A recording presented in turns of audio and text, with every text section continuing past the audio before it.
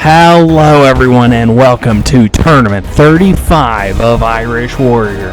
Last time we saw Stage 1 see a few changes following the record Stage 1 clears in the tournament prior. Only 16 got by, but then a record 10 made it to the third stage, but just Free was able to make it to the final. He became the closest to total victory in this era, but it wasn't close enough. Will somebody do it today? We're about to find out.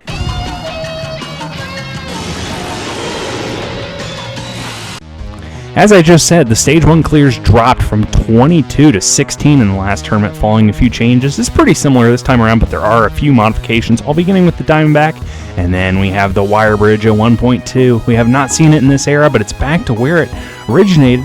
It's the same as it has been on Halo Infinite, but the bars themselves that you jump across are slightly bigger, making it a little easier to land. And then the third obstacle is the ring magic. You have to jump on the 4 rings, jump up to each pole to transfer. From the 4th pole, you hit the switch to lower the block and dismount.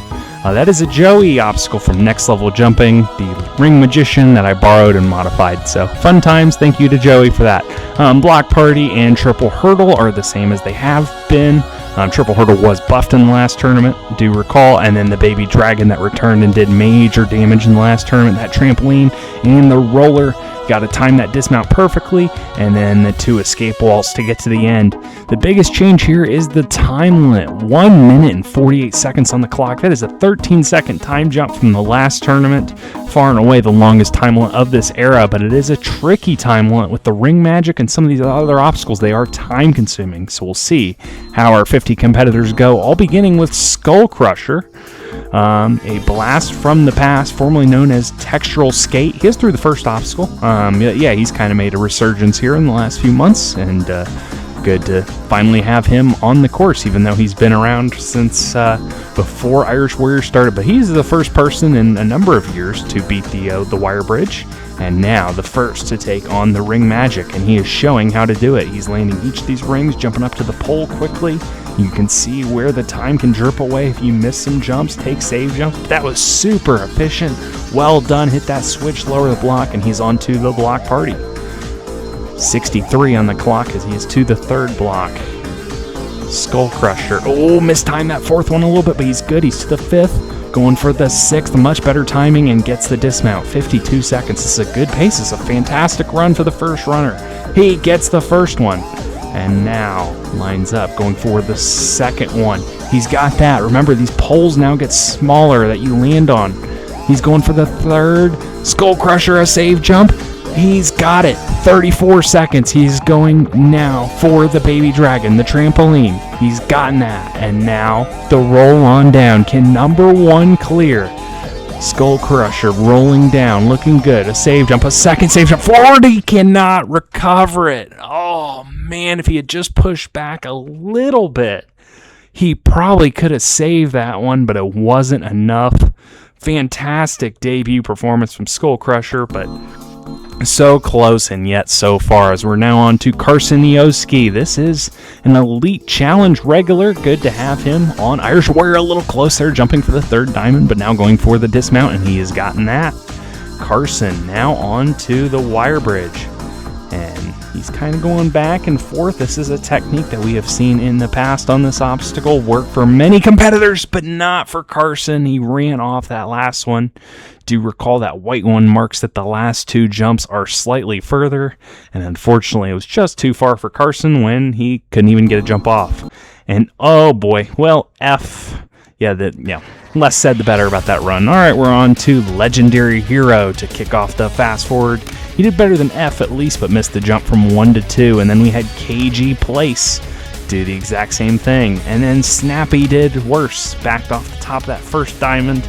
And then Arnold just decided to take that first one on head on, and that's not the way to do it. Taz, slightly better, but not good enough either. So, yeah, quick succession there. Diamondback fails. Hopefully Secret Ninja MX can get us back on the right foot. And so far, yep, a lot better than our last few runs. Look at the speed from Secret Ninja and through the first obstacle. Yet, Secret Ninja has shown up on a few courses, and I don't think anybody knows who this guy is, but he's put up some promising runs on a few courses. He did really good in the most recent Cyan Sasuke tournament. I think that was like 9 months ago now. Oh my gosh, wait a minute though. He's trying to save jump off the side of the switch. I'm not sure what he's doing there, but yeah, he got like top 3, I think, in that tournament. He did very impressive in a very difficult tournament. So yeah, so he's shown potential, and we'll see how he channels it so far. I mean, he's on the 3rd obstacle. He's looking good. The pacing isn't great, and there's a mistake there. There you see. This can chew some time. Ooh, a jump there. But he's figured out the switch mechanism and through that. But you notice his pace is a lot slower than Skull Crusher before him. So he's really got to pick this into gear if he wants to get to the finish line in time. Secret Ninja down to 45 seconds. You want to be at least onto the triple hurdle by now, so I think his shots at clearing are probably gone unless he goes Speed Racer here. He's through the block party at least, but on to the triple hurdle. Still an impressive run for a newcomer. Oh my goodness, incredible. Couple save jumps there on that first pole, saves it. 25 seconds, going for the second pole, the second log. Secret Ninja, 20 seconds, going for the 3rd. He's gotten it. Oh, okay. Weird things happening with the baby dragon. This has happened before. What in the world is going on here? Oh, my goodness. Okay. We will not ask questions. He came up short of the trampoline jump. That is unfortunate, but Halo Infinite shenanigans there. Yeah, we'll roll with that. Grin of the Cat at number 10. This is another Elite Challenge competitor, stalwart, making the transition over to Irish Warrior. We'll see how he does. He's to the 3rd diamond, and now, taking his time. He's worried about this dismount. It is a big jump. It's gotten people in the past, but Grin of the Cat has gotten it, and on to the wire bridge. As he is to the 2nd wire, taking these one at a time. That's fine. It's this time limit. You don't have to be perfect with this time limit, but you do need to keep it moving. Grin of the Cat to the white one. 2 jumps to go. Oh no, he was kind of going for side whips there, and it just wasn't good enough there to make that bigger jump to the final wire. And unfortunate there, but there goes the newcomers, returning competitors the rest of the way. All beginning with another Elite Challenge regular getting support from Elite MKB himself. It is Virus GR42. The first of our 2 Greek representatives today. Virus debuted in the last tournament, failed the Diamondback, hoping to set a personal best here today. Going for the 3rd diamond, he's gotten that. All right, just a dismount to go. He's going to run kind of off the top. Not high enough, not far enough.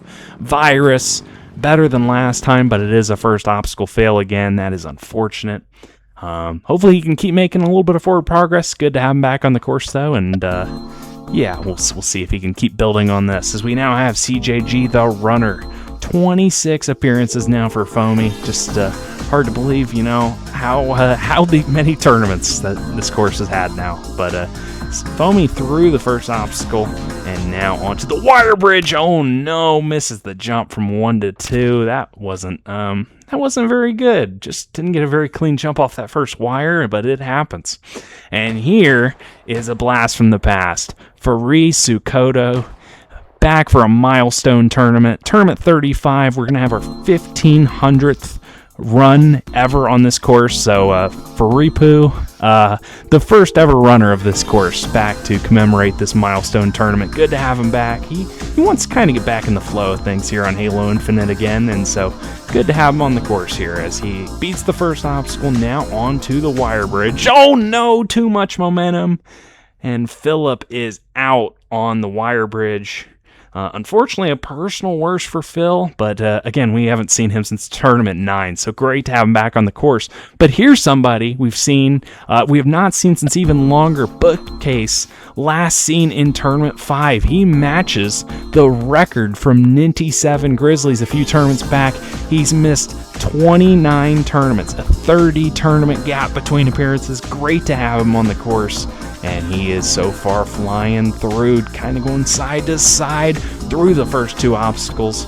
And now on to the Ring Magic. Yeah, Bookcase never did very well on this course in his 4 appearances in Era 1. Just think about that. Weapon Matt had not even gotten his first full victory the last time that Bookcase was on this course. And yeah, that was over 5 years ago since Bookcases ran this tournament. But Bookcase through the first 3 obstacles, now onto the block party. Nothing like this in Era 1 of Irish Warrior, I can tell you that. to the 4th, to the 5th. Bookcase looking good so far. To the 6th, runs off. Oh man, the timing was good. Just maybe didn't get a clean jump. Just tried to get a late jump there going for it. I couldn't really tell what he screwed up there, but still good to have him back on the course as well, and hopefully we don't have to wait another 30 tournaments to have him back. As we now have at number 15, it is Gendog. Oh, he's going to jump to the other side. The cameraman doesn't really like following people on that side. Cameraman's kind of lazy sometimes, as we've found out over the years. Gendog had a personal best in the last tournament, got all the way to the block party, and through the first obstacle again. Again, he is one of many competitors that has been happy to see that whip swing taken away. So we'll see how Gendog fares through the wire bridge. First time taking on that obstacle, but now the ring magic. Again, you don't have to hit that switch beforehand. Oh, this is what I'm talking about here with the ring magic. You can see he's already indecisive and taking maybe a little bit too much time setting up these jumps. You just gotta keep a steady pace here, and he is just being methodical, kind of thinking through his jumps. It's rich of me to say when I'm a slow jumper myself, but you can see the time drip away, and look at this. He's below 50 seconds dismounting, but he's back to the block party. He is shooting at it, not recommended when he's well below the pace. Oh, and he's gonna miss a cycle because he's shooting, he's crouching. Yeah, this is just clear as out of the equation. Let's see if he can just set a personal best here. I forget what block he failed last time. This might have been it, but he's shooting it again. He's going for the 4th. Oh my goodness. Just, he thought he missed it, and then he landed it. Just all sorts of wrong there, but yeah, Gendog matches his block party fail from the last tournament. We'll see what happens if he gets back to there again. But still good to have him on the course. And now we have August Halo. We have not seen him since tournament 23, so good to have him back. I know he had some issues with Halo Infinite and his computer or something, just all sorts of technology fun over the last few years, but good to finally have him back. And August taking on the Diamondback. This took him out in tournament 22. Didn't get to it in 23, but he gets by today as the first obstacle. So finally, some revenge. And, you know, the shrinking steps aren't on the stage one, so no chance of revenge there. But August going through the wires through that. Well done. And now the ring magic. Ooh, a little close. Almost overshot that first ring. Kind of running up the sides here. Gets on top of the first pole. Now we'll transfer to the second ring. Backing up, trying to get up, no good. Second attempt is no good. And again, the time ticks and ticks away. Finally up to that second pole.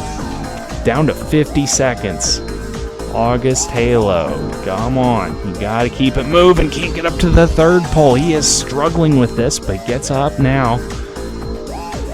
Now taking his time, going for the 4th one. Oh no, all of that just to overshoot the 4th ring. That's unfortunate. Was that close to a personal best, but he will have to settle with a joint personal best. And like I said, hopefully we don't have to wait as long to see him again. Great to have him back on the course. And now we have fixed the Wi-Fi. We have not seen him since tournament 27. So another competitor that has missed a few tournaments, but is back for this milestone 35th tournament. Wi-Fi has failed the Diamondback in the past, gets through it today. And now on to the wires. Wi-Fi kind of going back and forth. He's to the white one more to go, and through that. Takes a second here now to compose himself before the ring magic. He's kind of going to go up the sides here. You don't have to get a ton of momentum. It is just kind of a bog standard crouch jump, but the higher up you go, the easier the jump is hypothetically supposed to be. Doesn't make a difference on the transfers. He kind of tried to go high up there, jumping from 2 to 3, but just couldn't angle himself correctly. And another ring magic victim. It's fixed the Wi-Fi. And now we have Spartan Walnut 71. He's probably a happy man right now, regardless of how this run goes. I mean, since he did this run, the Knicks won the NBA championship. So, he can't be too displeased with life right now. But yeah, Walnut back on the course, 15 appearances. Again, another competitor. He's been kind of touch and go with appearances, but good to always have him on the course, and we'll see how far he can get today. And another competitor happy to see the whip swing go by the wayside after he's failed it the last 2 times he's been here. So His personal best was tournament 23, where he got to the escape wall and was one of a couple competitors to time out on it in that tournament. But Walnut moving actually at a good pace here through the ring magic and gets through that. Still has over a minute on the clock, so far so good. As he's on to the block party. To the third, to the fourth, fifth. Now lining it up. Actually, technically, his personal best was tournament 29 when he failed the block party, and that was closer to the end of stage 1. I forgot that was obstacle 6. I should look at my graphics here. Walnut gets the first jump. Now going for the second one. A bit of an awkward jump off that second pole. Spartan Walnut comes off on the second hurdle of the triple hurdle, and believe it or not, the first triple hurdle victim of the day. But yeah, it's just a hard obstacle regardless of who you are and how many times you've attempted it. And now we have Kim Chiaru. He debuted in the last tournament, another Elite Challenge regular. He got all the way to the block party, but unfortunately came off there. Couldn't get the hang of the timing. He feels better about the timing this time, so we'll see how far he can get as he is onto the wire bridge. No! Kim Chi runs off of the second wire, and a bit of an earlier exit than he was expecting. Hate to see that, but hopefully he'll bounce back in the next tournament. This takes us on to number 20. It is Chaim Galactic. He failed the block party in the last tournament. It did some damage for sure, so we'll see if he can get some revenge on that. It was a personal best for him, so we'll see if he can build on that and go even further. Galactic going for the dismount off the Diamondback and through that. Now taking his time, lining up the wires to the third, fourth, fifth, sixth, seventh. Oh, a save jump. Oh boy, big dismount. He's got it. Okay, it's a little sketchy. It's a big dismount jump, but he's gotten that. And now onto the ring magic. Oh, makes a mistake. That's fine. Just got to keep it moving. Yep, he's fine. Okay, so another save jump.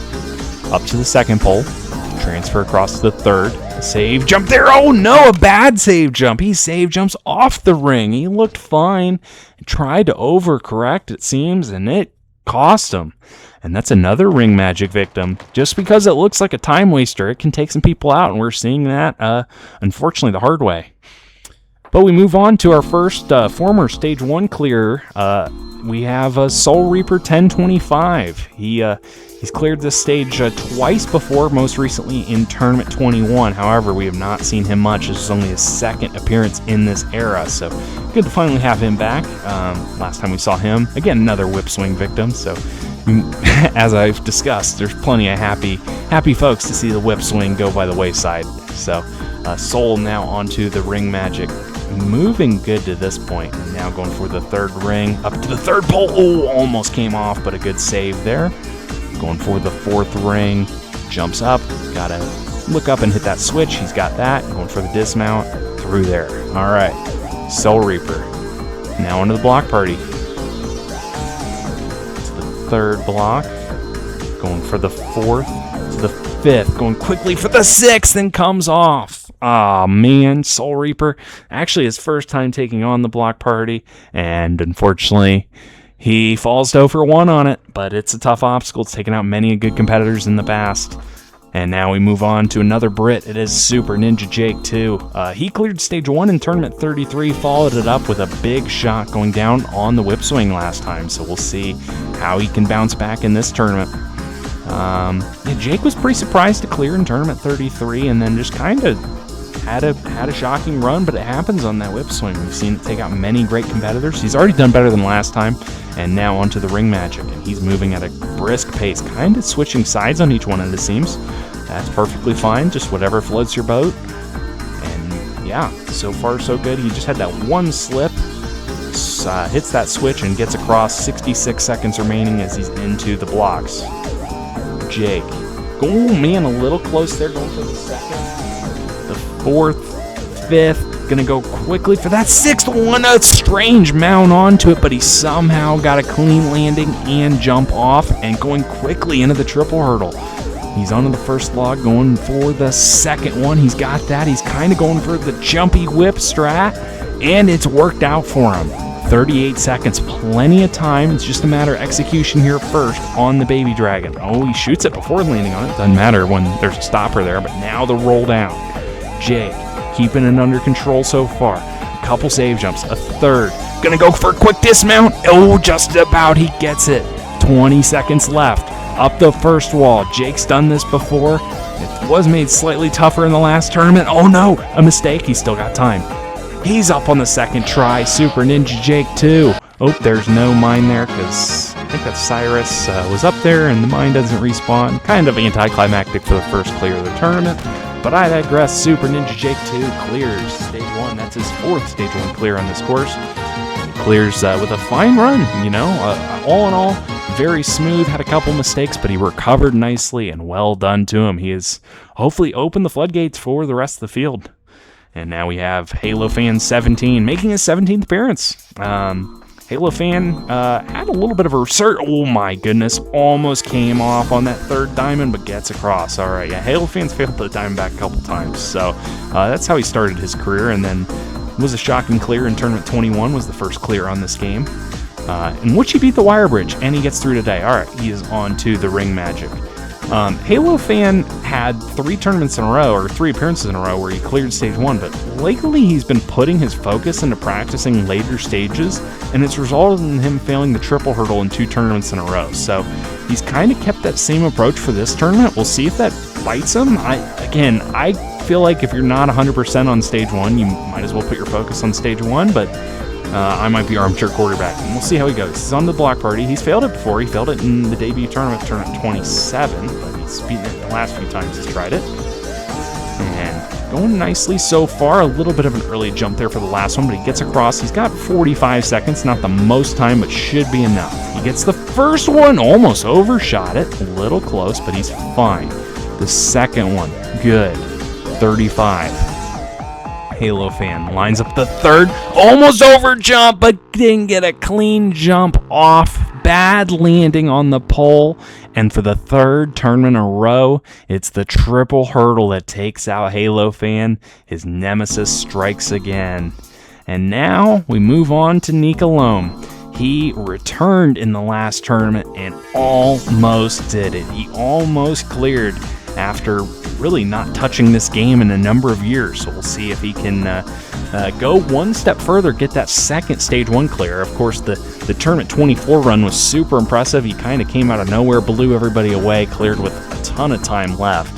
So we'll see if he can have a similar run to that, a little closer, jumping for that second ring. But he is good. Oh, almost overshot the 3rd. Hopefully he finds the happy medium, jumping to the 4th. Yeah, that was a little better. Took a second there, but that's fine. Pace is good to this point, no problem. 64 seconds left. On to the block party. Nicolome to the 2nd, 3rd. Oh, he's gonna wait a cycle. That's fine. Time's okay. It's not the greatest time I've ever seen. Oh, going quickly. This is risky, but he's fine. Okay. But yeah, 47 seconds should be fine. Just gotta keep it moving and execute, and he should be okay. He's to that first log. Oh man, a little bit of strange Greek connection here, it seems like, but he's going okay. And through the triple hurdle. 33 seconds, he's back to the baby dragon. Nicolome mounts it. Now the roll down. Oh my god, he's facing backwards. This is amazing, and I think this is his actual strategy. He's not trying to show off, he's just trying to do it. He's rolling nicely. He's to the end. He's got a dismount. Oh my goodness, it's rolling away. Nicolome comes up short. Oh no, Nicolome had it if he just dismounted a little earlier. He rolled it down, he did the backward strat, he felt that helped him, but you notice here it starts rolling away as he goes to dismount. Kind of was at the front of the log, didn't get the full run up off of it. Those two things contributed to him coming up short. You hate to see that. Nicolome, great effort, but wasn't close enough. This takes us on to Atlantic Champ, the law school man. I guess that's his future name. Atlantic, 35th appearance. This is the first member of the Perfect Attendance Club today, trying to get that 20th clear, but it's been hard to get. He's failed stage 1 the last 3 tournaments. 2 triple hurdle fails, similar to Halo Fan, and we just saw Halo Fan rack up his 3rd in a row. So Chumpy trying to avoid that fate. And clear. Okay, a little bit of a slide there on the dismount platform, but he is okay. Yeah, Chumpy had those Those 2 great runs in a row in tournament 25 and 26, where he got consecutive stage 3s, has not been quite able to match that level of success on stage 2 when he's gotten there. But we'll see. First things first here, this stage 1, he's kind of being a little wild here, a little reckless, taking a little bit of time there in the ring magic. Gets across with a minute left, and onto the blocks. Jumpy going quickly, really quickly, full steam ahead. Is he going to full send the... Oh, okay, nope, smart. He's going to wait. Yep. Oh, man, a little early jumping for the last one, but he is okay. 46 seconds. Now going for the triple hurdle. First one is good. He's got the Chumpy whip strat. Can he execute it here today? The second one is good. Now, one more to go. Halo fan just failed it. Jumpy, he fails that last one too. Just seemingly the opposite of Halo fan. I think he might have jumped a little early off that. And again, it's all about getting that clean landing, clean jump off, and it wasn't clean enough. Hate to see that. Still appreciate Chumpy. 35 appearances is awesome, and hopefully he'll get that 20th clear soon enough, as we have some Mongoose destruction going on with Alpha Puma, who will kick off the second half. Puma, another triple hurl victim in the last tournament. He did clear. He was one of the 22 clears in tournament 33. So yeah, Puma hoping to get back on the right foot here and continue that success. He's been an interesting competitor. He kind of comes and goes in streaks as far as putting up good performances, but always good to have him on the course and trying his best. He's onto the ring magic, an obstacle new to everybody. We'll see how he handles it. I was going to say, unless you've been on next level jumping, it's new to everybody, but we have no next level jumpers here. So, well, I guess Joey's tried it. I digress. My analogies are bad. Puma ignores the commentator and is on to the block party. All right, a minute left. Puma to the third, the fourth, fifth. Oh my! He has to save jump, and it costs him a cycle. Oh, it's second cycle. Oh boy, the clock is starting to tick now. But he gets across. All right, 45 seconds. It's similar to pace to what we've seen. Just got to keep it moving a little bit. First one is good. Puma, second one, gets across. All right, Puma taking a little bit of time setting up this third one. It's been tough. He's seen a couple fails recently, but he gets across. 26 seconds. Oh my. Time might be an issue, but he's got to execute the baby dragon first. He didn't get to try it last tournament. Come on, Puma, he's wiggling down. Captain save jump. Okay, he wasn't save jumping, but now he's save jumping a second one, a third one. Puma, dismount. He's got it, but he's under 10 seconds. He's got to go. He's got to get them both in one. First one is good. Puma, he's got it moved. Puma gets up the second one. And no, he can't get across in time. Puma just times out. I think the fiasco on the block party can be attributed to that fail. Oh man, he missed it by 0.98. If the time was just 1 second longer, he would have made it. But unfortunately, close, but no cigar for Alpha Puma today. As we move on to Caden Wyatt, 21, he knows what that feels like. He timed out on stage 1 at the double escape wall 2 tournaments ago. So last tournament, unfortunately, took a step back, failed that baby dragon. We'll see how he goes today. Caden going across the wires and gets across.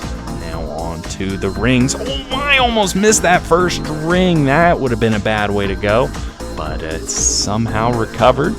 And now, it's a misstep there, but that's fine. He's moving at a good pace. Oh, another miss, but you can see that his time is he's keeping the pace moving. 66 seconds going into the blocks.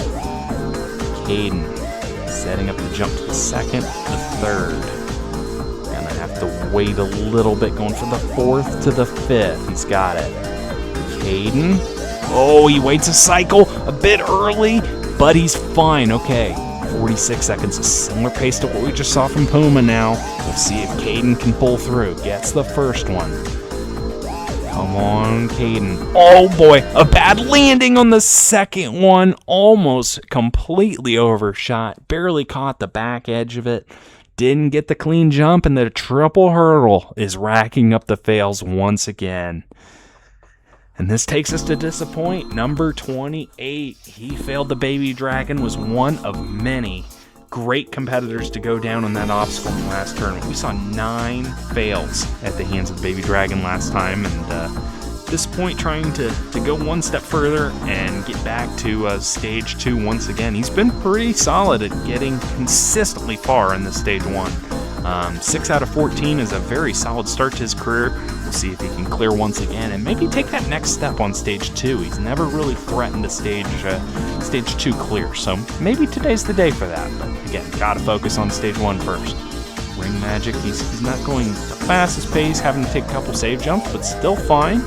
And 63, that's about the pace we've seen. 65 is about a decent pace. 60's okay. You know, if you have below a minute, then you really kind of got to pick it up, it seems like. But at this point, having to wait a cycle here for the last block. Gets across, though, and he's to the triple hurdle. 45 seconds left on the clock.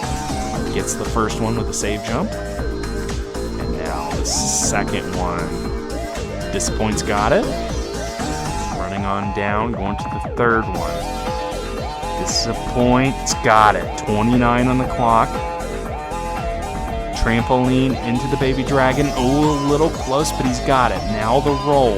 He's at the far edge, now in the middle, kind of wiggling back and forth. A save jump. He's turned around. He's all over the place, and Disappoint could not hang on. He goes down on the Baby Dragon for the second tournament in a row. You hate to see that, but the Baby Dragon continues to be a menace at the end of the first stage.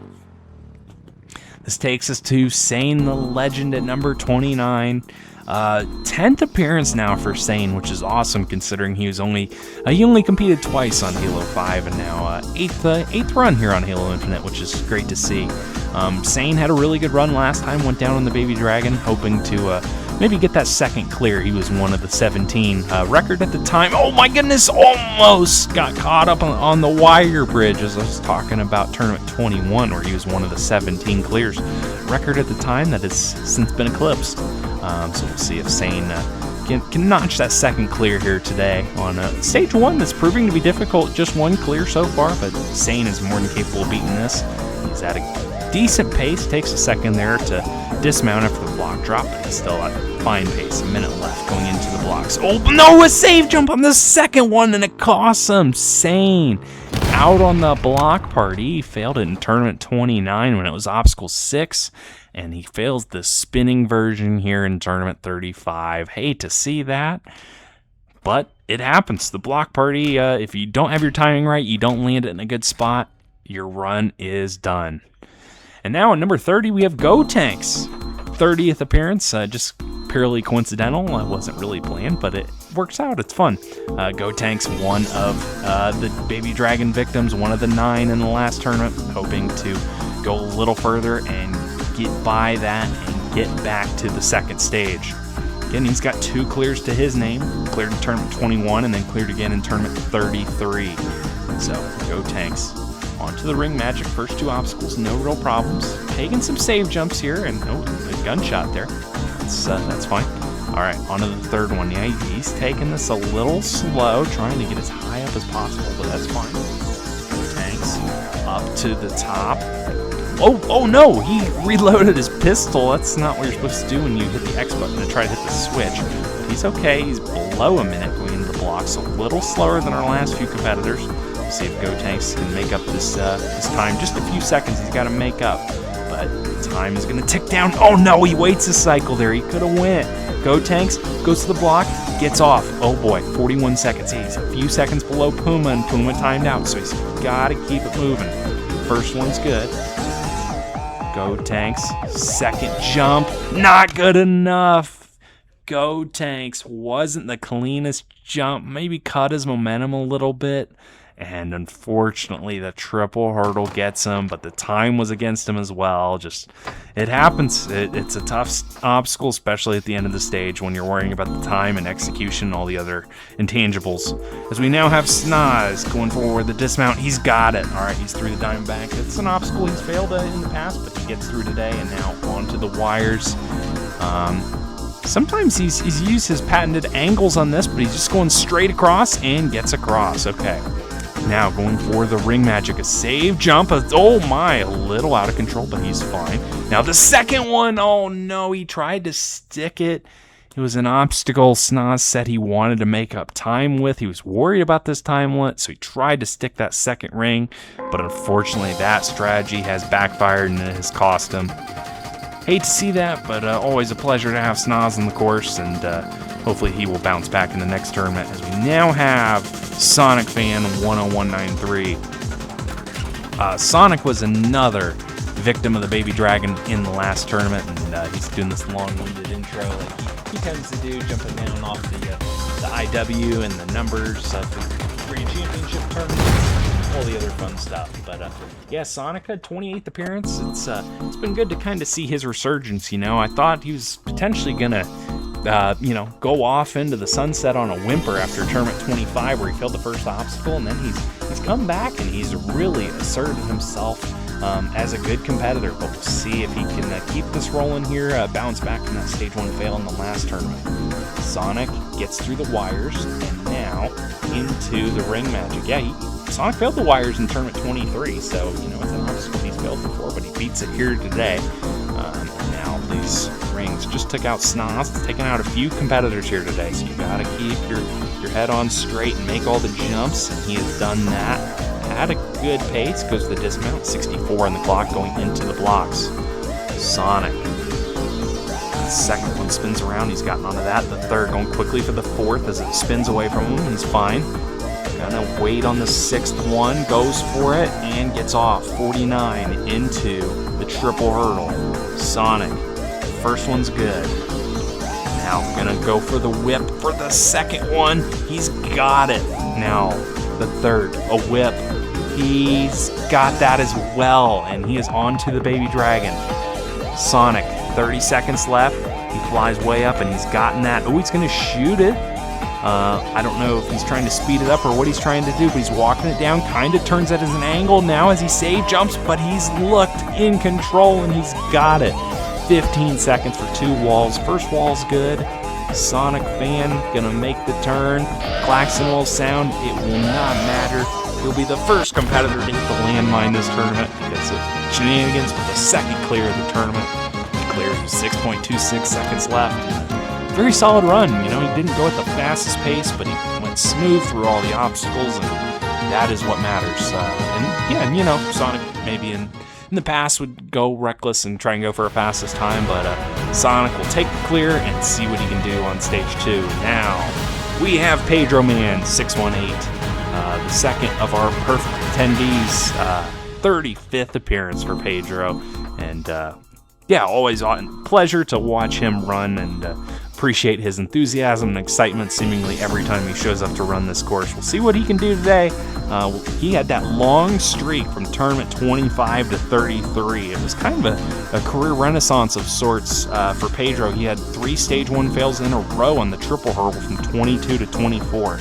Bounced back in 25 when he barely beat stage 1, and it resulted in all those stage 1 clears in a row, but then that snapped in the last tournament at the Baby Dragon. So hoping to bounce back, but look at this pace for the first 3 obstacles. He's got 70 going into the blocks. He is moving with some speed, a little bit faster than the last few competitors we have seen, and he is looking good. Oh, he's going to take a second here. Wait a cycle on that last one, perfectly fine. Yeah, through 55. Okay, Pedro onto the triple hurdle.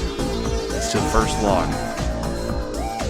Lining up, kind of at an angle for the second one. He's gotten that.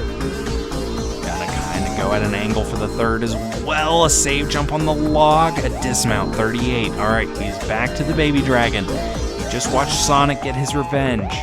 Can he do the same? He shoots it as well, kind of walking it down at an angle, a save jump, a second save jump, a whip, kind of weird dismount, but he timed it well and gets across. First wall is good.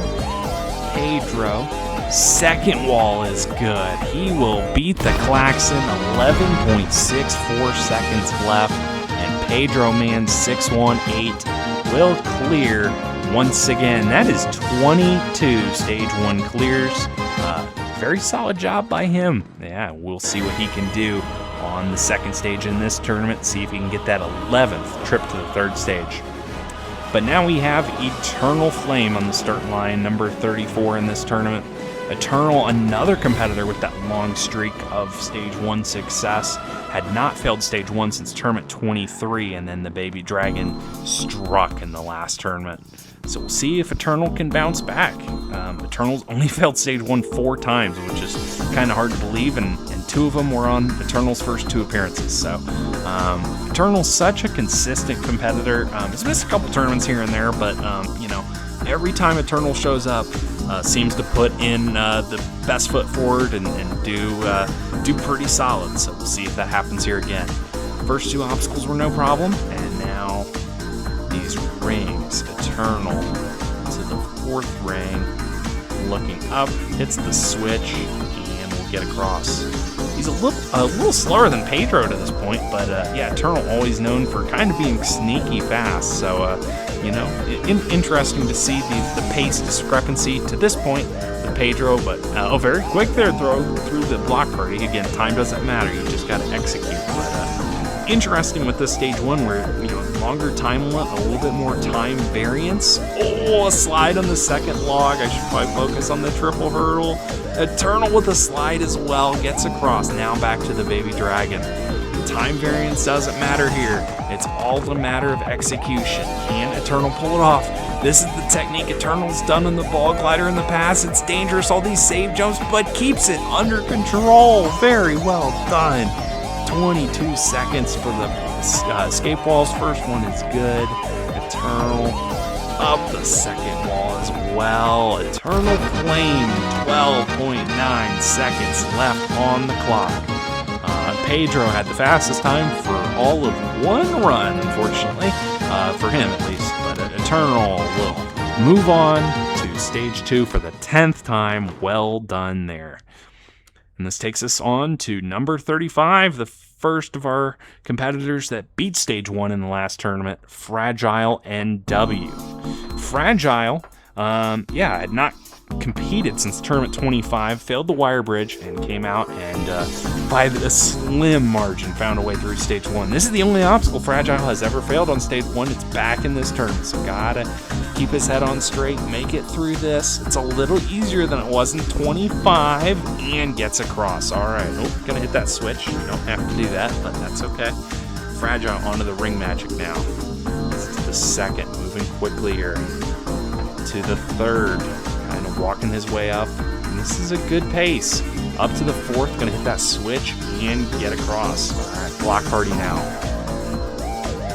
Fragile lets it spin around. The second one to the 3rd, 4th, 5th. Oh, quick for the 6th. Timed it a little late, but gets across a slide on the pole. That's fine. 52 seconds going for the triple hurdle. Fragile. Oh my, almost cut his momentum on the pole. That's okay. He just makes it to the log. Going for the second one. Doesn't get a clean landing.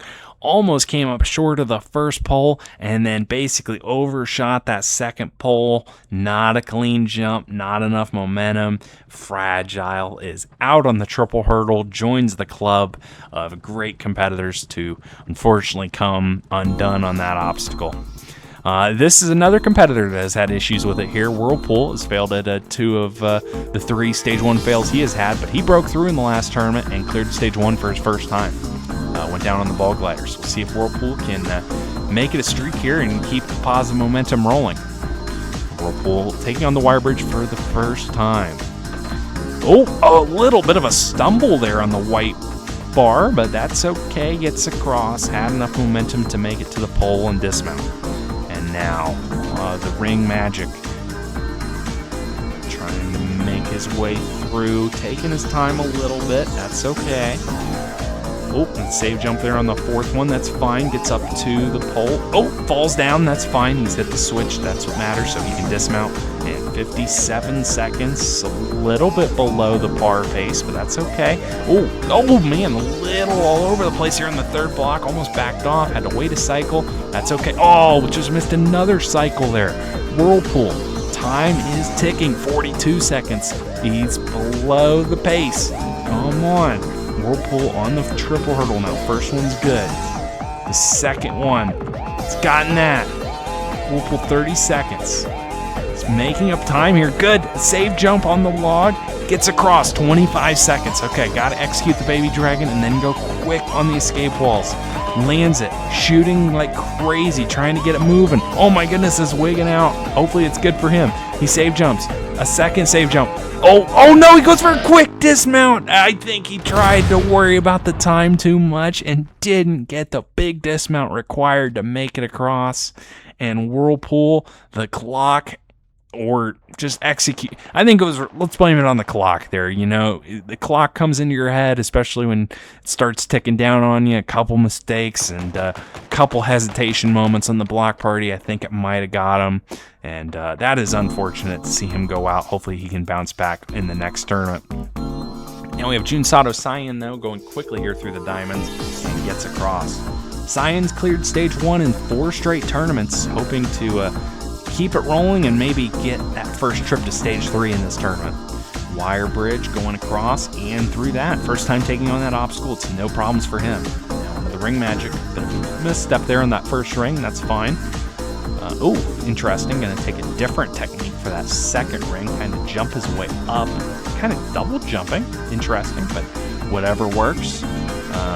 Yeah, it's fine. All right. He's moved quickly doing that technique. Not at the fastest pace, but he gets across. Kind of bonked his head on that dismount. Didn't make it with a ton of room to spare. Thankfully, that jump isn't too big. But yeah, hopefully no concussion protocol there. We'll see how stringent our doctors are with their CTE protocol. Regardless, 50 seconds left. He's through the block party. Now on to the triple hurdle. He's struggled with this obstacle in the past. All right, gets the first one. Chumpy whip to the second one. Maybe I shouldn't call it a chumpy whip when he's failed it 3 times in a row, but I digress. Going for the third. He's got it. And across 35 seconds. Good pace to this point now. He's on to the baby dragon now. He gets that tramp jump. Now rolling down, shooting it, trying to seemingly speed it up. Second save jump, third one. Good control by Cyan. 18 seconds left for 2 escape walls. First wall's good. He's got 14 seconds for the second wall. Ooh, not up in 1. Going to go for a quick one. Not up in 2. He's got to get up. Cyan, 3 attempts at the second wall, but he does get up and clear. 4.51 seconds left. Good thing he picked up the pace there in the middle of the run, because that afforded him a few extra attempts at that escape wall. He got up when it mattered. He clears once again. And this takes us on to Flameosaurus. Flame is now caught up to Chumpy on 19 stage 1 clears, so he could beat Chumpy in the race to 20 stage 1 clears if he gets the job done here today. So close to stage 3 for the first time on Infinite in the last tournament, but the super launch took him out.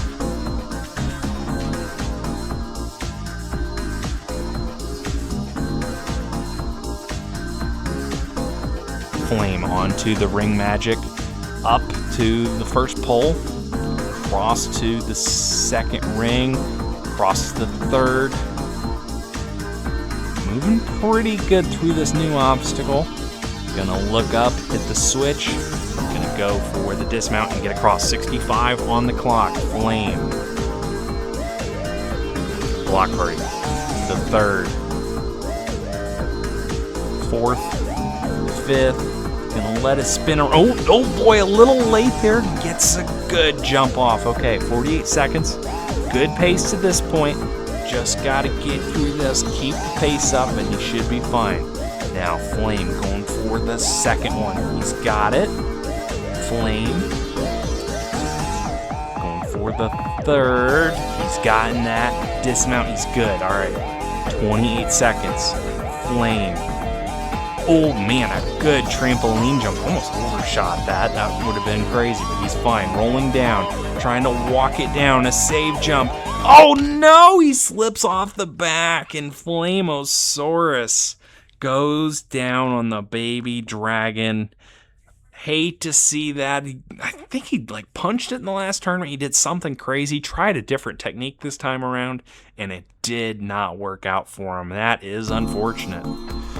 But we move on to Elite MKB, similar to Junsato Cyan. Their careers are so similar. They debuted in the same tournament. They both failed the first obstacle in their first 2 attempts on this course, and now look at them. They have been on a streak Although Elite streak is longer, he has cleared in 5 straight tournaments, and I believe he's never cleared 6 in a row, or if he has, it's been a number of years. I can't remember the specifics of it, but he is trying to do something rare air for him in his career. I mean, he was so consistent there for a number of years on Ninja Warrior Halo, so that might be it for him, but regardless, he is focused on getting through this stage 1. He's a little worried about the time and some of the other stuff, but his pace is good to this point through the first 3 obstacles, taking on the blocks. He's to the 3rd, quickly to the 4th. Look at this. Elite to the 5th. Now letting that 6th one spin around, gets a good jump on, and gets off. 50 seconds. Should be enough time. Elite to the 1st log. Walk on down to the 2nd one. Oh, a little bit of a sketchy landing on the 2nd pole, but that's fine. Elite going for the 3rd. He's gotten that and gets across. 33 seconds. Going for the Baby Dragon. A big bounce up, and he's gotten that. Now the roll. Elite 25. Time shouldn't be a factor on this. He's just got to focus and get through, and he has done just that.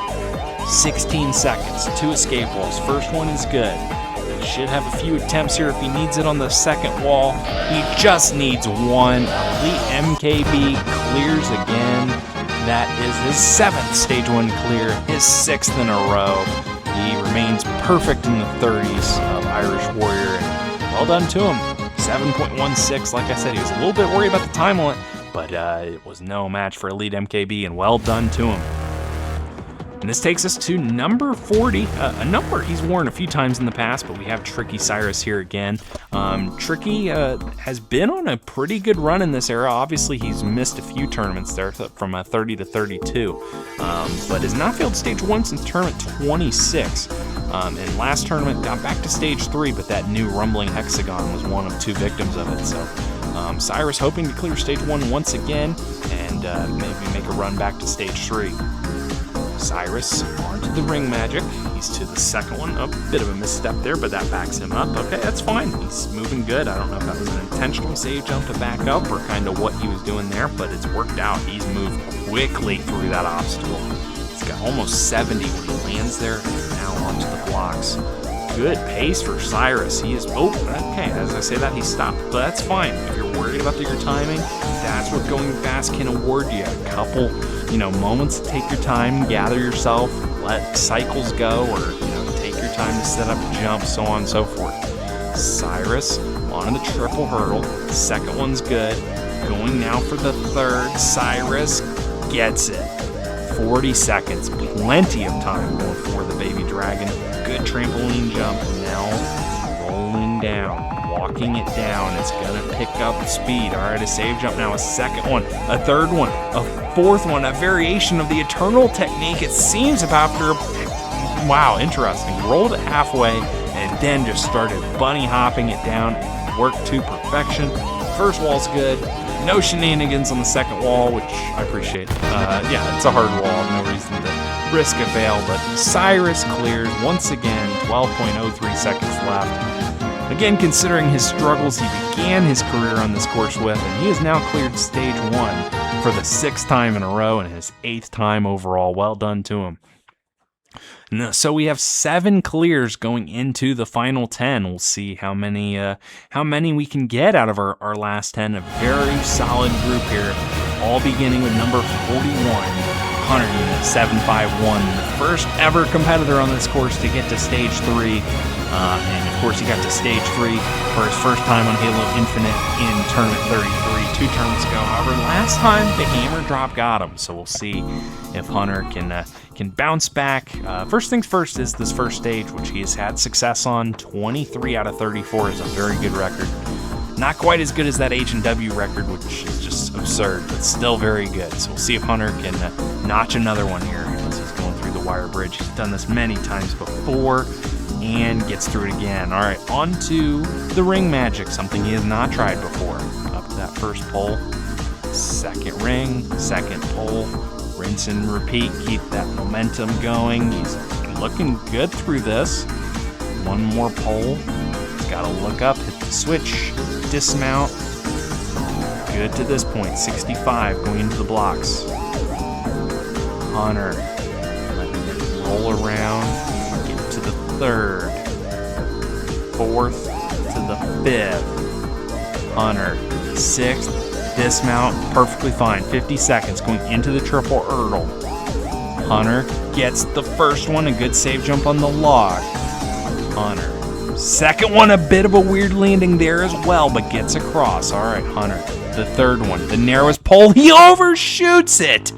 Oh my goodness, Hunter, unit 751, fails the triple hurdle, his third time failing this obstacle in the last 5 tournaments. Oh, I just hate to see that for Hunter, and he will have to go back to the drawing board once again on the triple hurdle. You hate to see that, but we now have Tunby 101, the first of our 3 competitors that got to stage 3 for the first time in the last tournament. Kind of interesting to see this kind of new generation rise up in the last tournament with Tunby, Ravalis, Fluffy B. They will all run in succession here. Tunby has had a stage 1, 2, and 3 fail to his name, so we'll see if he can get to the final stage and complete what has been dubbed by some people as the Shiratori Special. Because I think Gunpei Shiratori did that back on Sasuke back in the day. Regardless, look at the speed through the rings. That might be the fastest ring magic so far. 70 as he lands off of that. Well done to him. But now going to take a second to wait on the blocks. That's fine. Yeah, he's using that time he just saved up with the rings to go careful on the blocks. Totally fine. And gets across, still at a good pace, 53 going into the triple hurdle. Just watch Hunter go down here. He's seen a number of good competitors fail this, well, in this tournament, but just in general. And he's failed it before. This is the only obstacle that has taken him out on stage 1. Hoping to not do it again. Tunby save jumps on the last log and gets across. Tunby going for Baby Dragon, good trampoline jump, 30 seconds left as he lands. Now rolling down, wiggling back and forth. Oh my goodness, he's seemingly good old boy. Couple weird save jumps, some Asian connection there to kind of jump off of thin air off the back of it. Gets across, gets up that first wall. Tunby now lining up the second wall. He's up that. Oh, no landmine. Okay, we now have 2 no landmine clears in this tournament. That's 2 out of 8 that have not had a landmine for those keeping track at home. But regardless, Tunby clears with 7.35 seconds left. That super fast pace to the first 3 obstacles. He took his time to the last 4 and got the job done. And that's what matters. As long as it doesn't say 0.00 or whatever, you get through. And well done to him. As we now move on to, as I mentioned, the second of the 3 to get to the 3rd stage. In the last tournament, we have Ravalis. Obviously, tournament 33, super unfortunate what happened at the top of the double escape wall. The bounce back in the last tournament was nothing short of impressive, so we'll see if Ravalis can keep it going. We've seen Ravalis' potential on other courses as well. Stage 3 on Spartan Sasuke, and just a number of very solid performances across the board. He's got so much potential. We'll see if he can realize some of that potential here in this tournament. He's got the potential to go far if he can just put it all together. First things first, this stage 1. Ring magic. So far, so good. Kind of backing up for each jump up the pole. Gonna go for the dismount and get across. All right. Now it is the block party.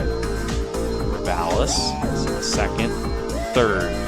Gonna wait a cycle here, that's fine. 4th, 5th, gonna wait another cycle. Go for the 6th, get across. 50 seconds for the hurdles. Ravalis gets the first one. Second one, good landing, good jump. 1 more to go. Ravalis, the 3rd, gets across, back to the Baby Dragon. Can Ravalis go 2 for 2 on this obstacle? Lands it, starts firing. Gonna save jump, oh boy, gonna kind of just keep going for a wrangle. Jumping it down, similar to Eternal Flame. Oh, it hits the stopper, but gets off before it starts rolling back. Well done, Ravalis, 15 seconds left. The only obstacle, Ravalis has failed on stage 1. Up the second wall, yes. All right, go the right direction. He's done that and clears with 6.19 seconds left. Well done, Ravalis. He will be back to the 2nd stage, and we'll see if he can clear once again on that stage. But now we have number 44. It is Fluffy B. He finally broke that stage 2 curse he's had in general in the last tournament.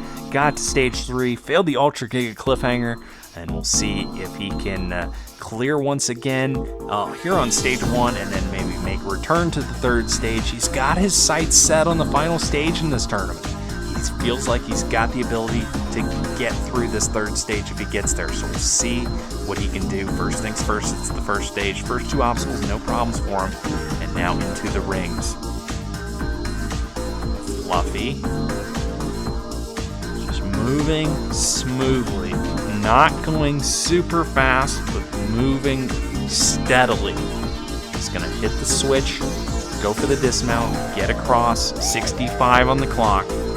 Fluffy, let that first spinning block go, 1 cycle.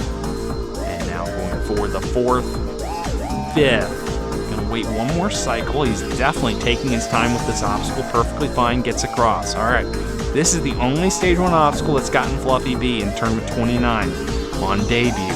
Gets the first one. Second one is good. Fluffy walking his way down. 35, going for the 3rd, gets across. All right, 30 seconds, going for the Baby Dragon. Oh man, a little bit of a weird landing there, but gets the tramp jump, and now rolling down, kind of walking at a side angle, a save jump, a second one, a 3rd one, a dismount. 8 gets across, 14 seconds left. 2 escape walls to go. First one is good. Fluffy will hear the clacks in the second wall. He is up it. Fluffy B will clear again. That is 5 stage 1 clears in a row. Well done to him. We'll go over, jump the first obstacle in stage 2. We'll talk about that here in a little bit. But yeah, well done to him. And now at number 45, we have RPG 445. ROG has been very solid in this era as a whole, and just on Halo Infinite. To think that he had no stage 3s on Halo 5, and he now has 8 stage 3s in the last 14 tournaments is super impressive. A little low on that 3rd diamond, but he still gets across. All right. ROG needs to figure out the swap winder if he gets back to stage 3, though. 2 tournaments in a row. That has been where his tournament has ended in kind of heartbreaking fashion. So we'll see if ROG can keep this positive momentum going as he's now taking on the ring magic and moving quickly. He's to the 2nd pole, 3rd ring. Oop, gonna miss a jump up. Get up on the 2nd try. Go for the 4th ring. 4th pole, look up. He's gonna hit the switch and get across. 66 on the clock. And now it is the blocks. Goes for 2, 3. Gonna wait a cycle here. Oh my, almost waited too late. Oh, he gets to the 5th. A little close, almost disastrous, but gets it. 49. He's going for the triple hurdle. ROG gonna jump his way down that 1st log. Going for the 2nd. Plenty of momentum. Well done there. 1 more to go. The 3rd one. Good landing, good stick. Gets across. 33. It's the Baby Dragon. A big bounce. Lands log rolling down. Can ROG do it? Walking at a side angle, almost off the back of it. Oh my goodness. He almost fell off on 2 separate edges, but gets through, gets up that 1st wall, and ROG going for the 2nd wall, gets up that red mongoose. He will clear again. 19 stage 1 clears to his name.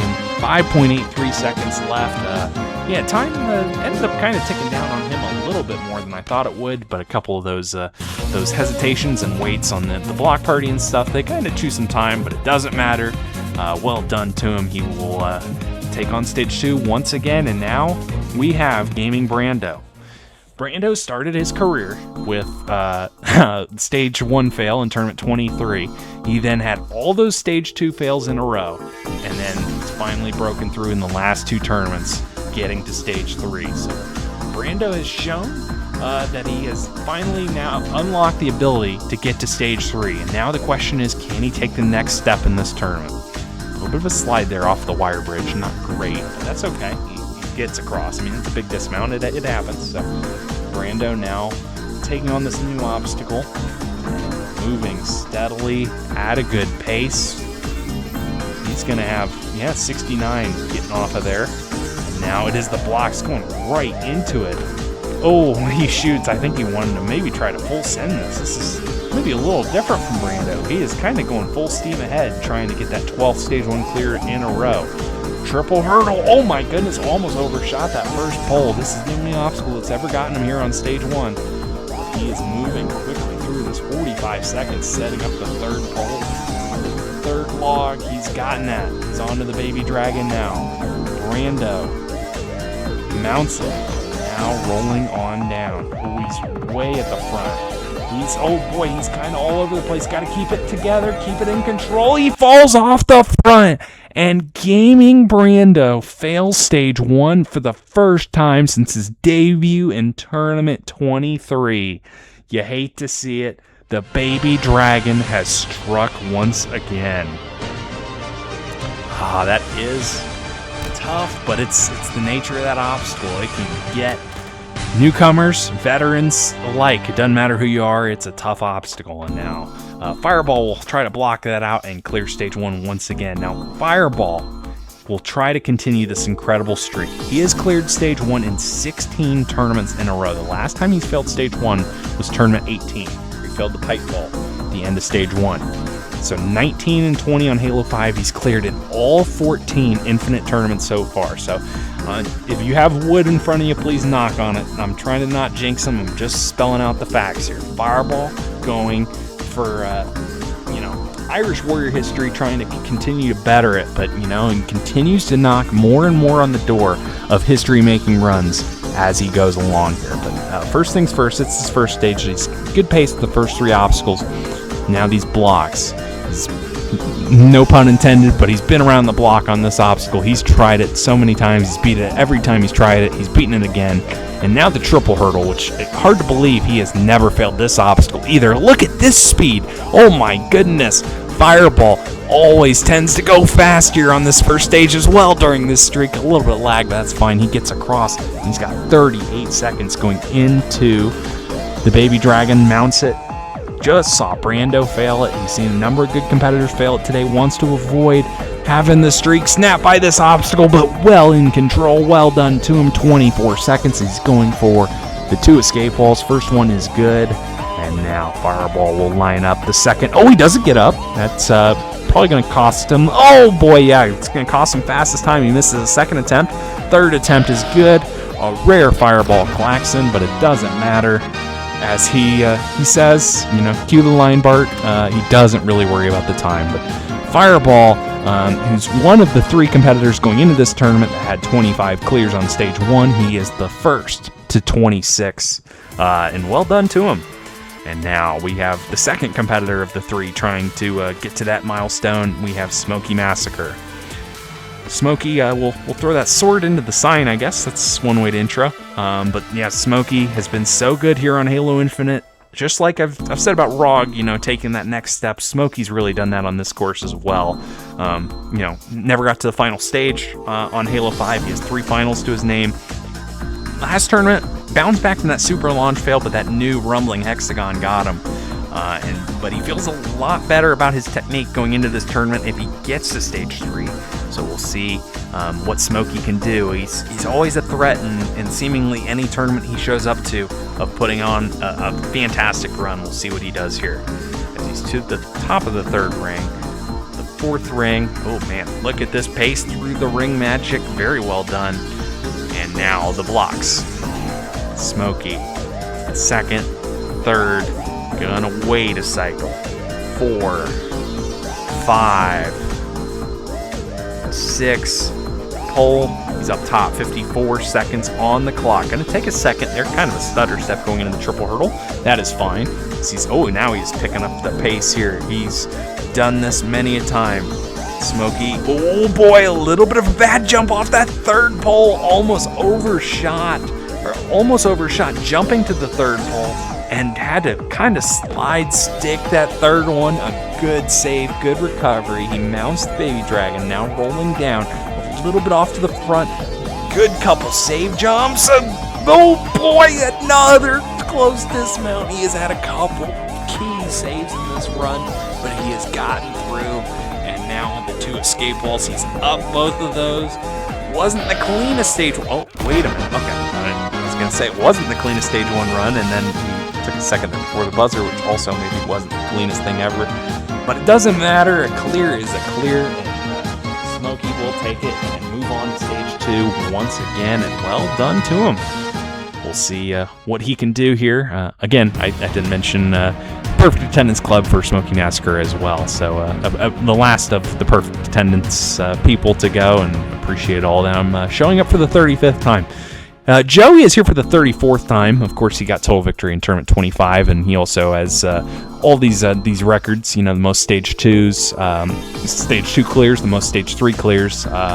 Trying to get that second total victory. He's expressed, with people getting closer, Free almost winning in the last tournament.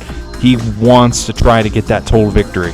We'll see what he can do here today. Although, his practice seems to diminish. He just feels so good on these obstacles. He just doesn't really put maybe the time. He's just so naturally talented. And look at the speed through the first 3 obstacles. He beats his own obstacle there, the ring magic. Again, shout out the Ring Magician on Next Level Jumping for those unaware. That's his course. For kind of regular Joes on Halo 5. Of course, he also has Trials of Achilles. Go watch that, especially the most recent tournament. No reason in particular. But now on to the triple hurdle, the only obstacle that's gotten him on stage 1 in years, like literally years. He failed it in tournament 22, but look at the speed through that today. Well done. He is back to the baby dragon. Joey rolling down. He's towards the front. Save jump, second, third, going for the dismount. Got it with room to spare, 25 seconds. Up the first wall, passenger seat, totally fine. Just got to board that mongoose in any way, shape, or form into the second mongoose. Joey Davis, well done, 16 seconds remaining. That is the fastest time of the tournament so far with 1 run to go. Which I would say is fantastic, except for, unfortunately for Joey, he's got to worry about this man that just seems to be a walking fastest time. Free MMO Direct, not only is he fast, he's just very good. And of course, last tournament, he bounced back from that scrambled eggs fail when it was made harder. He became the closest to total victory in this era, was just a few jumps short. And of course, had that stumble in the switchback ledges. So hoping to take the next step and punch his ticket to the top of the tower. First time wearing number 50 for Free, so hoping to do good things. As he's going through the wire bridge and gets through that, the first obstacle to ever take him out when he was number 1 in tournament 21. Oh boy, a bit of a high jump there for that second ring, but look at the speed. Oh, I say that, he makes a mistake, but that's fine. He's to the 4th ring. Looking up, hitting the switch, going quickly. Almost as soon as he's hit that switch, he knew immediately it was coming down, and he's carrying his momentum into the blocks. Look at this. He's to the 5th. He's going to go for the full send all the way across. Unreal stuff, 57, and we've seen his speed on this obstacle before. Look at this from Free. I mean, is this just impressive or what? He flies through, no sweat, 45 into the baby dragon. Oh my, the speed is impeccable, but can he execute this challenging obstacle? A save jump, a second one, a third one, no problem. 30 seconds for 2 escape walls. He's the only competitor to beat 20 seconds in this era, and he looks like he's gonna do it again. 21.51.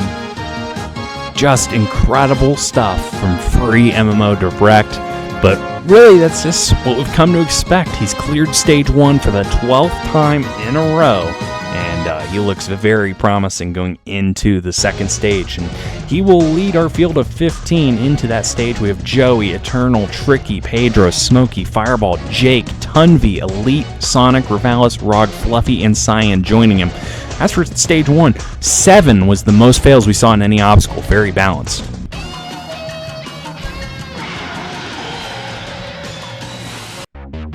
But now the second stage, which had a record number of clears in the last tournament, so a couple tweaks made, all beginning with the Razor Beams being the new first obstacle. You have these 5 triangles that they're all the same jumps, but you see it kind of has a maze pattern. You kind of got to go left and then right and then back to the left to make it across the 5 triangles. We'll see if our competitors can handle that. And then the salmon ladder, same as it has been. Ball glider, unchanged from the last tournament. You got the two balls, roll them down, make it to the dismount platform, and then you take on the hammer drop. This obstacle has been so tough in this era since it debuted in Tournament 28. You got to mount the gray part, 2-second interval to jump around, and then go for the grapple on the 7.5 degree wall, and then the circle twist. The only change is that run up is now a triangle. It takes away the skip to those second pegs on the first circle. So we'll see how that affects things as far as the timing of this stage. And then the super launch had the Warthog introduced, and now that dismount platform has been made much smaller to similar spec to Tournament 33. And then the Bridge Maker, that dismount platform has been raised. You get to the end in minute 55, you're on to the third stage. Well, obviously last tournament didn't go anywhere close to what I wanted to happen, but you know, it's always good to bounce back after a fail like that.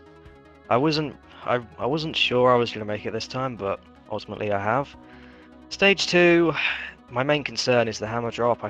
I failed it last time I was here because I missed. Thought I could get away with cheating the rulebook.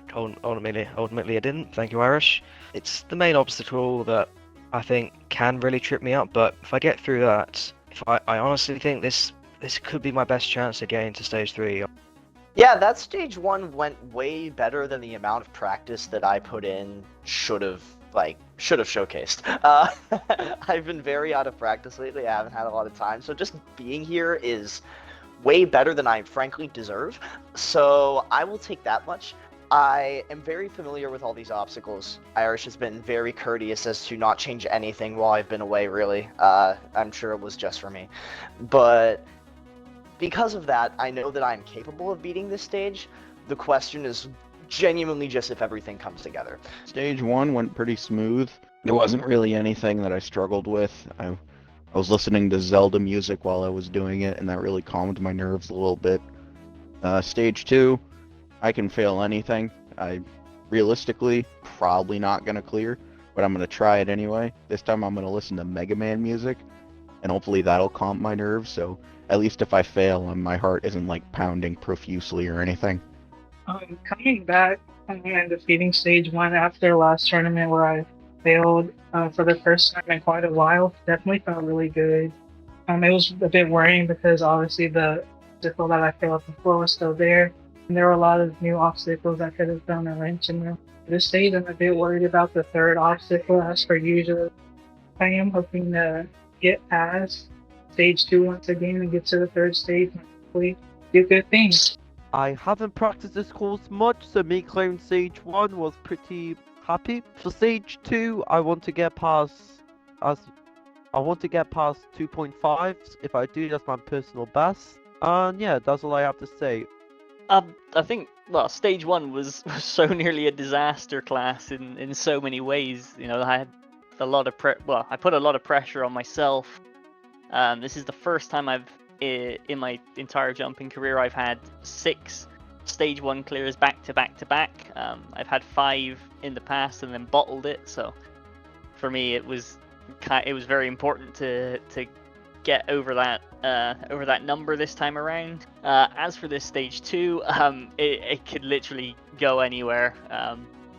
All the prep I did do for this tournament was just ensuring I made it this far, and kind of hoping that it'll just be alright on the night. And yeah, so we're going to send it. Practically anything can take me out, or I could get all the way through. There's genuinely like a random chance of anything. It's just, yeah, a question of not bottling it and going fast.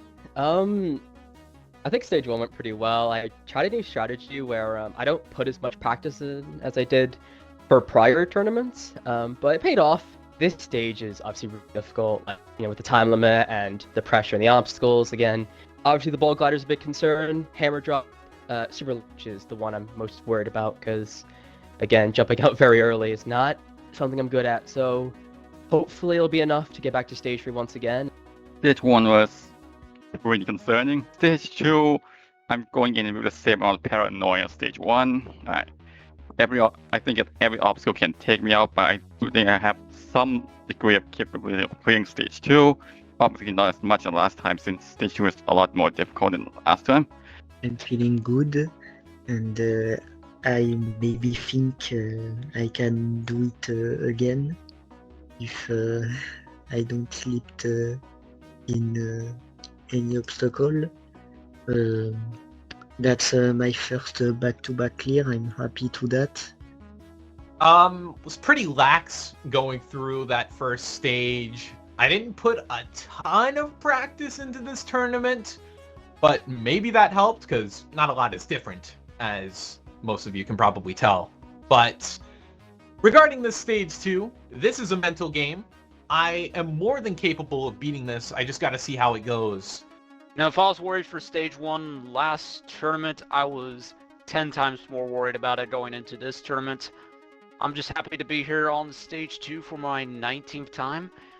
I do have a chance to get to stage 3 for my 9th time, but there are some tough obstacles here. The grapple has been giving me a bit of trouble in practice, so we'll have to see how it goes. Hopefully I can get back to stage 3. That is a ridiculous streak. I think we've brought it up before in past interviews, just kind of brushed by it. I didn't really realize going into the run what was kind of on stakes. I don't really think about it that way, I guess. It's been so many tournaments in a row that it's just what I do now. It's kind of crazy to think that I haven't not been on stage 2 on Halo Infinite. That being said, though, it's a pleasure to be on this stage. I don't think I'd put on as many good runs getting here as I would like, but I'm happy to be here. There's a few obstacles on this stage that I definitely have to take my time with. I like to go fast, but this is not the stage to do that. I think time limit should be no problem. I've said that before, and it bit me in the butt, but I think if I take my time, I could see myself back on stage 3, but this is definitely a tough stage 2, so take it one obstacle at a time and see what happens. Stage 1 felt good. I'm definitely a little nervous about stage 2 as usual. It's a tough stage, but I'm hoping to get back to stage 3. I really want to get some revenge, so I'm going to try to lock in and get through this very tough set of obstacles. The ring magic on stage 1 was quite possibly the greatest stage 1 obstacle that Irish has ever had. Going into this tournament, I've done a grand total of 17 minutes and 14 seconds of practice, so I think I have a really good shot at getting back to stage 3, and I am going to try my hardest as usual. Stage 1 to me was just fun. Honestly, just fun. It was a little different. The obstacles, some returning, some new, and honestly, I just had a blast this time getting through stage 1. Considering the fact I haven't practiced near as much as I have been. So I'm hoping to get through stage 2 here. In the past, people have failed the super launch, and it's just an easy obstacle to fail if I'm not careful. So hopefully I get through it and get back to 3rd stage. Here we go, everybody. 15 competitors remain to take on Stage 2 in Tournament 35, all beginning with Super Ninja Jake 2. He's the first competitor to take on the Razor Beams. A save jump there in the second one. Going now to the right to the third one. He gets that. To the fourth save jump. This obstacle's tough, but he's executing. Oh, the stick there in the fifth one. He's fine. He's through. And now onto the salmon ladder. Slide mounting, but he is fine. Jake climbing his way up. The 6th, the 7th. One more rung. That's higher, but he gets up that and is back to the ball glider. He was 0 for 2 on this obstacle on Halo 5. 1 for 1 on Halo Infinite. We'll see what he does here today. Jake goes for a wrangle on the transfer. He's got it, a save jump there. He's allowed to whack. He's got to control it. He gets a couple wrangles and gets through. Good save there by Jake. He's got 65 seconds. Going for the hammer drop. He mounts. Now a 2-second interval to jump around the corner. He's got that. Now got to grapple the wall. Jake. Oh, so close. But yet so far, looked like he had just latched onto the wall when he hit the ground. And unfortunately, that is a death sentence. Did a really good job on that corner jump. I believe that's where he failed in Tournament 33 on that corner. But then on the jump trying to get that grapple, you gotta mix the height and the distance, and it looked like he might have just tried to grapple a little bit too high, so it didn't latch on soon enough before he hit the ground and his run was over. But still, good performance by Jake, good bounce back from last time, and looking forward to seeing him in the next tournament. As we move on to Sonic Fan. He failed stage 1 in the last tournament, but he is back trying to continue this consistency he has shown since his kind of comeback a few tournaments back. Oh man, look at this technique. This is a little interesting, a little scary there on a couple of those jumps, especially that last one, kind of double jumping each of those beams, but he gets across and onto the salmon ladder. He is speeding his way up. Again, this obstacle, I've mentioned it before, it's not the hardest salmon ladder by any means, but it's more of a matter of not rushing, taking your time, and getting up. He has done that brilliantly, but now onto the ball glider. He's failed this before. He's going to go for a wrangle. Oh, almost too good, but actually landed pretty comfortably in the middle. Didn't have a lot of momentum where he landed there. But now going for the second one. Oh, he's got that perfectly fine. Well done. 65 on the clock, going for the hammer drop. Ooh, he mounts with the slide. Now got to get around the corner. He's got that. The grapple just took out Jake. Always difficult. Oh, he's got it, though. Well done. Sonic Fan back to the circle twist. This took him out the last time he was here on this stage. He's jumping around. 45 seconds on the clock. Transfer to the second circle is good. Sonic was one of those competitors that used that shortcut. That shortcut got taken away with that new mount platform, but it appears he's still doing fine. The pace is good. He's got 30 seconds. He's on the hardest circle, though. Those pegs are so small. Got to stick them all. He gets a save jump there, and he's good. And gets across. 22 seconds left. He is on to the super launch. Can he land the island? Sonic. Oh, a save jump! He's got it right off the edge. That dismount was made harder, but now he's got 10 seconds. Bridge Maker. This is harder, too. Can he find his way through? He's got 3 kind of in a row. He's going to jump to the end, get up on top, and Sonic Fan with 1.81 seconds left. He will be returning to the third stage for his 4th time in his career, and well done to him.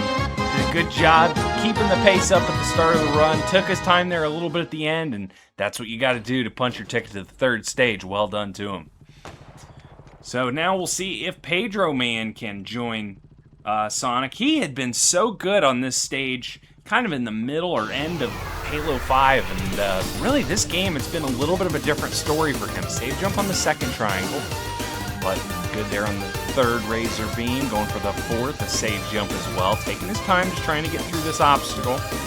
Again, you just can't dilly-dally too much. He took 17 seconds there. That was a little slow. You'd like to get through it in about 12 to 15 if you can help it. But Pedro onto the salmon ladder, climbing his way up. A couple more jumps. Big final jump. He's gotten that. He will be onto the ball glider. Pedro. A little bit of a slow start, kind of walking it down. It's fine, but may hurt him down the line this time. Well, it's not easy, but he gets across, and now onto the second track, rolling down. Wrangle, dismount. He's gotten that right on the middle step. That's good. He's got a minute. Ooh, he gets a weird mount there, but he mounts nonetheless a little early. Oh my goodness, almost mistimed that jump, but just in the nick of time, and he gets up barely. Oh man, that was sloppy on all facets of the hammer drop. He gets through that onto the circle twist. 42 seconds left as he gets around that first circle, gets to the second one, and now jumping around. 35. Going to the third. He's gotten that. He always loves this left side, except for Tournament 29 where he went right and he failed. So he learned his lesson, but he's doing good. Now got to go for this dismount. He's gotten it. 23 seconds left on the clock. Pedro. The super launch. It took him out 2 tournaments ago. It's now the Warthog version. Pedro, save jump at the end as well, and he gets it. All right, 12 seconds left. How will he handle this? He's got 3 blocks out. He's going to sword a 4th, sword a 5th, sword a 6th. He's got 6 blocks out. He's got all sorts of options. That option worked. Well done to him. Pedro took it full advantage of the time he had remaining. 1.06 seconds left on the clock. It was close. Not as close as Tournament 11, of course, where he had 0.02 of a second. But as long as it doesn't say 000, that's what matters. And Pedro will be moving on to his 11th third stage. That gets him to 50% here on stage 2. Well done to him. And now we have Eternal Flame, who has the chance to also go to 50-50 on stage 2. Could go to 5 of 10. Eternal going through this first obstacle. One of the few competitors that was happy to see the wind chimes go, but this new first obstacle, very technical, but Eternal pulls through and gets the job done and is on to the salmon ladder. Climbing on up. Keeping that good, steady pace. Eternal's very good at pace on this stage. Well done up the salmon ladder onto the ball glider. We've seen Eternal in the past go for this crazy wrangle strat. A bit of a push forward there, but wrangling down so many of them. But gets across, and now the second one. Just wrangling on down, keeping it under control. Somehow, some way, kind of ran on it there for a second. That's fine. Gets across once again, and he'll slide there onto the hammer drop. That's fine. Got to go around the corner. Got that. Now, the grapple. Hits the wall, gets up on top. 51 seconds going for the circle twist. Eternal moving at a steady pace. 45 seconds on the clock. Safe jump there at the end of the first circle, going to the second. Now working on around. 36 on the clock. Another save jump there at the end. But now on that third circle. Working. Oh my, almost out of control on that fourth peg. Went right for the sixth, but gets across onto the super launch now. Eternal Flame. Jumps out of the Warthog. Good landing. A save jump just for good measure, but probably the cleanest of the bunch so far. But 10 seconds left for the Bridgemaker. 3 blocks are out. Gonna try and go for a big jump here from the second to the third, and it's too big. Unfortunate. Eternal Flame is out on the Bridgemaker. That close to the end of the stage. That final block just got too far out. Couldn't bridge the gap there. And Eternal, oh man, moved it a little closer and would have made it. That's how close the margins can be on the Bridgemaker. And again, that's why you want to have time in hand getting to it so you can punch more blocks, plan your route, and unfortunately Eternal took the risk on 3 blocks and it did not pay off. That is unfortunate. But we now have Jun Sato Cyan trying to finally punch his ticket to the third stage for the first time. He's definitely shown some promise. But now Cyan taking on the salmon ladder. The razor beams were no problems for him. And now climbing on up. 6th, 7th, one more jump up. He is good. And will now take on the ball glider. Took him out the first 2 times he was here. Never overlook it. A wrangle for Cyan. And he gets that transfer. Now rolling down, kind of going for some sporadic shots. Going for the dismount. Oh, big dismount. Oh, and then he kind of cut his momentum. That is intro. Oh, and then misses a stair. Okay, a little out of whack there, but he is fine. Onto the hammer drop, mounts it. 2-second interval. Gets right against that support wall. Well done. Grapple is good. Well done. That took him out in the last tournament. And now he is on to the circle twist. He's 0 for 1 on this obstacle, having failed it 2 tournaments back. But now Cyan moving good. He's got 40 seconds. Working his way around on all these pegs. Going to the third. He's gotten that. 32 on the clock. Cyan. Final jump. He's there. Sticks that last peg. Dismounts. He's got 25 seconds. Good pace to this point, but it doesn't matter if you can't land the island. Cyan jumps out, a safe jump on the edge. Well done, he's gotten it. 15 seconds, this is plenty of time. Just gotta punch as many blocks as you can. Get a good path, that seems promising. He's gonna use 2 of them, big jump up, he's gotten it. And Jun Sato Cyan, for the first time, will be moving on to the third stage. Well done to him, 4.94 seconds left. Just a smooth run all the way through. And that's what you need to do. Just find your way to execute all those obstacles and enjoy a bunch of punches from that big crowd. Well done to him. Thoroughly deserved. And now we will see if Elite can join him. Again, I've talked about how Elite and Cyan have seemingly been attached at the hip. since they debuted in Tournament 25, and now here we are, Tournament 35. Cyan just got to his first Stage 3. Can Elite join him? Save jump there on that second beam. Looks like he's going to maybe try to save jump all of them. That's fine. It's so narrow. You just got to be consistent with where you land and where you're trying to jump off. He's taking his time a little bit, but he gets on through onto the salmon ladder. Mounts it. Now climbing on up. He's done this before. He's failed it before in Tournament 31, although that was on the mountain. He got through that already. All right, he's up top. Oh, he kind of lost count of how many rungs there were. That's okay. But he's onto the ball glider. Now Elite rolling it forward. Gonna go for Wrangle. Oh, you landed in a bad spot, and he doesn't get across. Oh no, Elite kind of tried to wrangle and landed too far up to not get a clean sprint jump off the ball, and it takes him out. You hate to see that. The ball glider can get anybody, but we're on to Tricky Cyrus. He's onto that third beam. So far, so good for the first two jumps. To the fourth and to the fifth. All right, Cyrus gets through that onto the salmon ladder. Climbing on up. Keeping himself under control. Seventh, one more jump up. He's gotten that. And will dismount and take on the ball glider. This obstacle's gotten him 3 times in the past.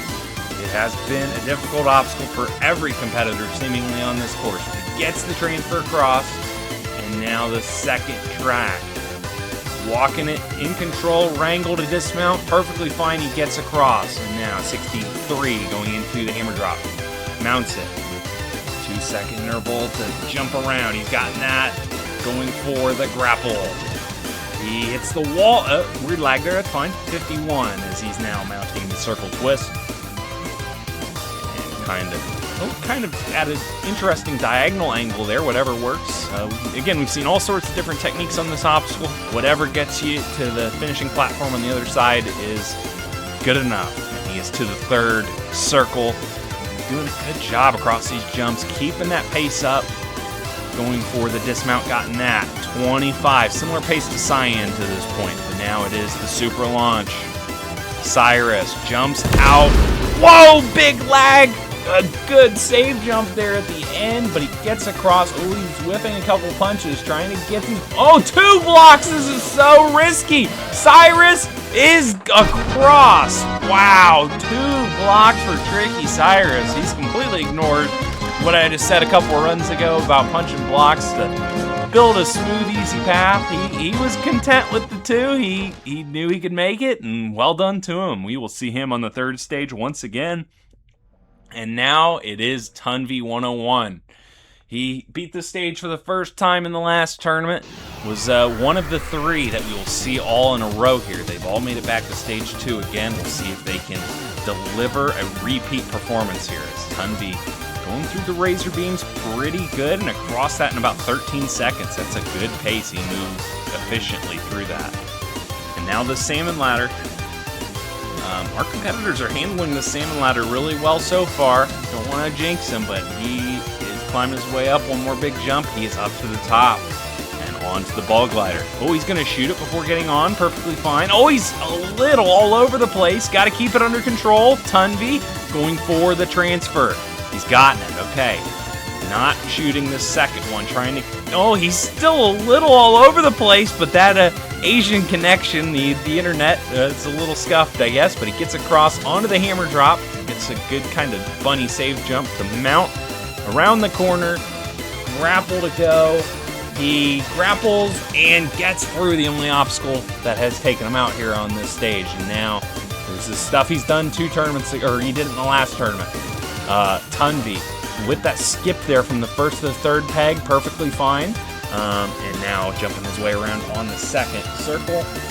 36 seconds on the clock. Now he's to the third, fourth, fifth peg. Oh, going for a quick dismount. It's dangerous, but he gets it. 27 seconds left for Tunvi.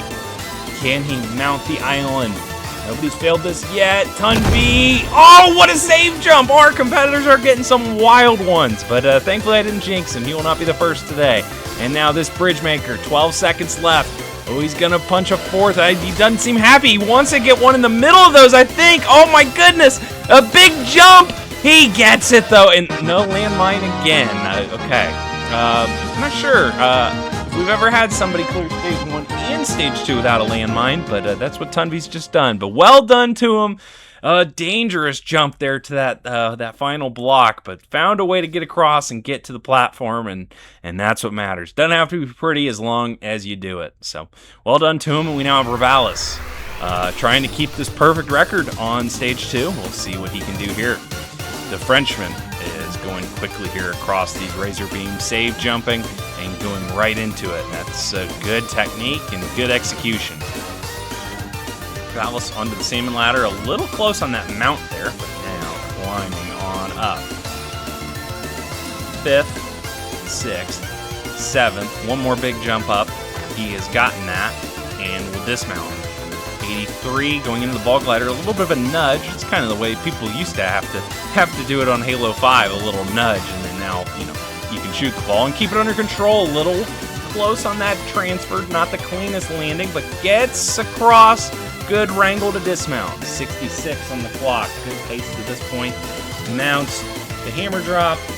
Going for the corner. A little close to that wall. Almost didn't get the arc around, but good grapple there. 52 going for the circle twist.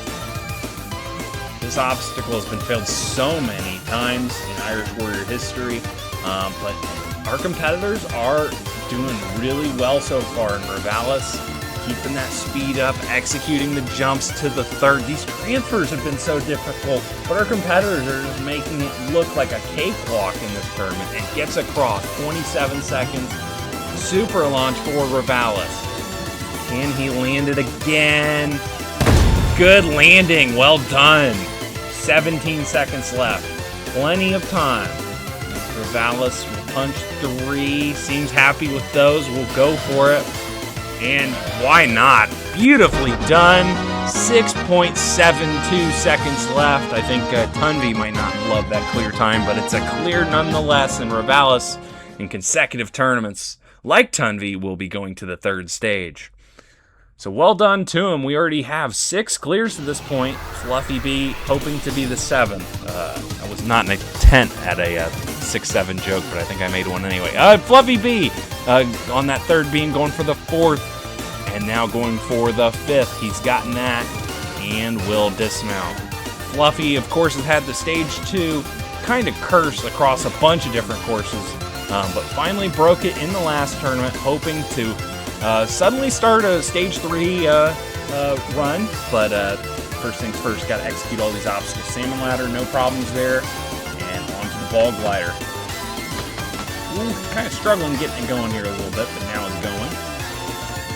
Go for wrangle, and get across a save jump there. It's moving quick, but now keeping it under control, going for the dismount.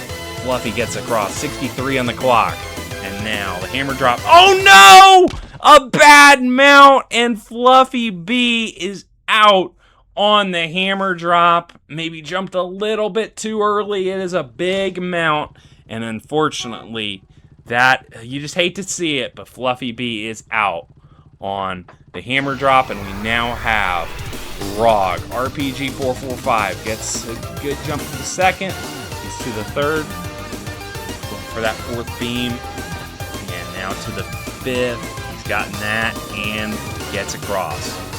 Rog trying to get to stage 3 for the 4th tournament in a row. And I've discussed it. He has definitely stepped it up on this course on Halo Infinite and trying to just keep it rolling here.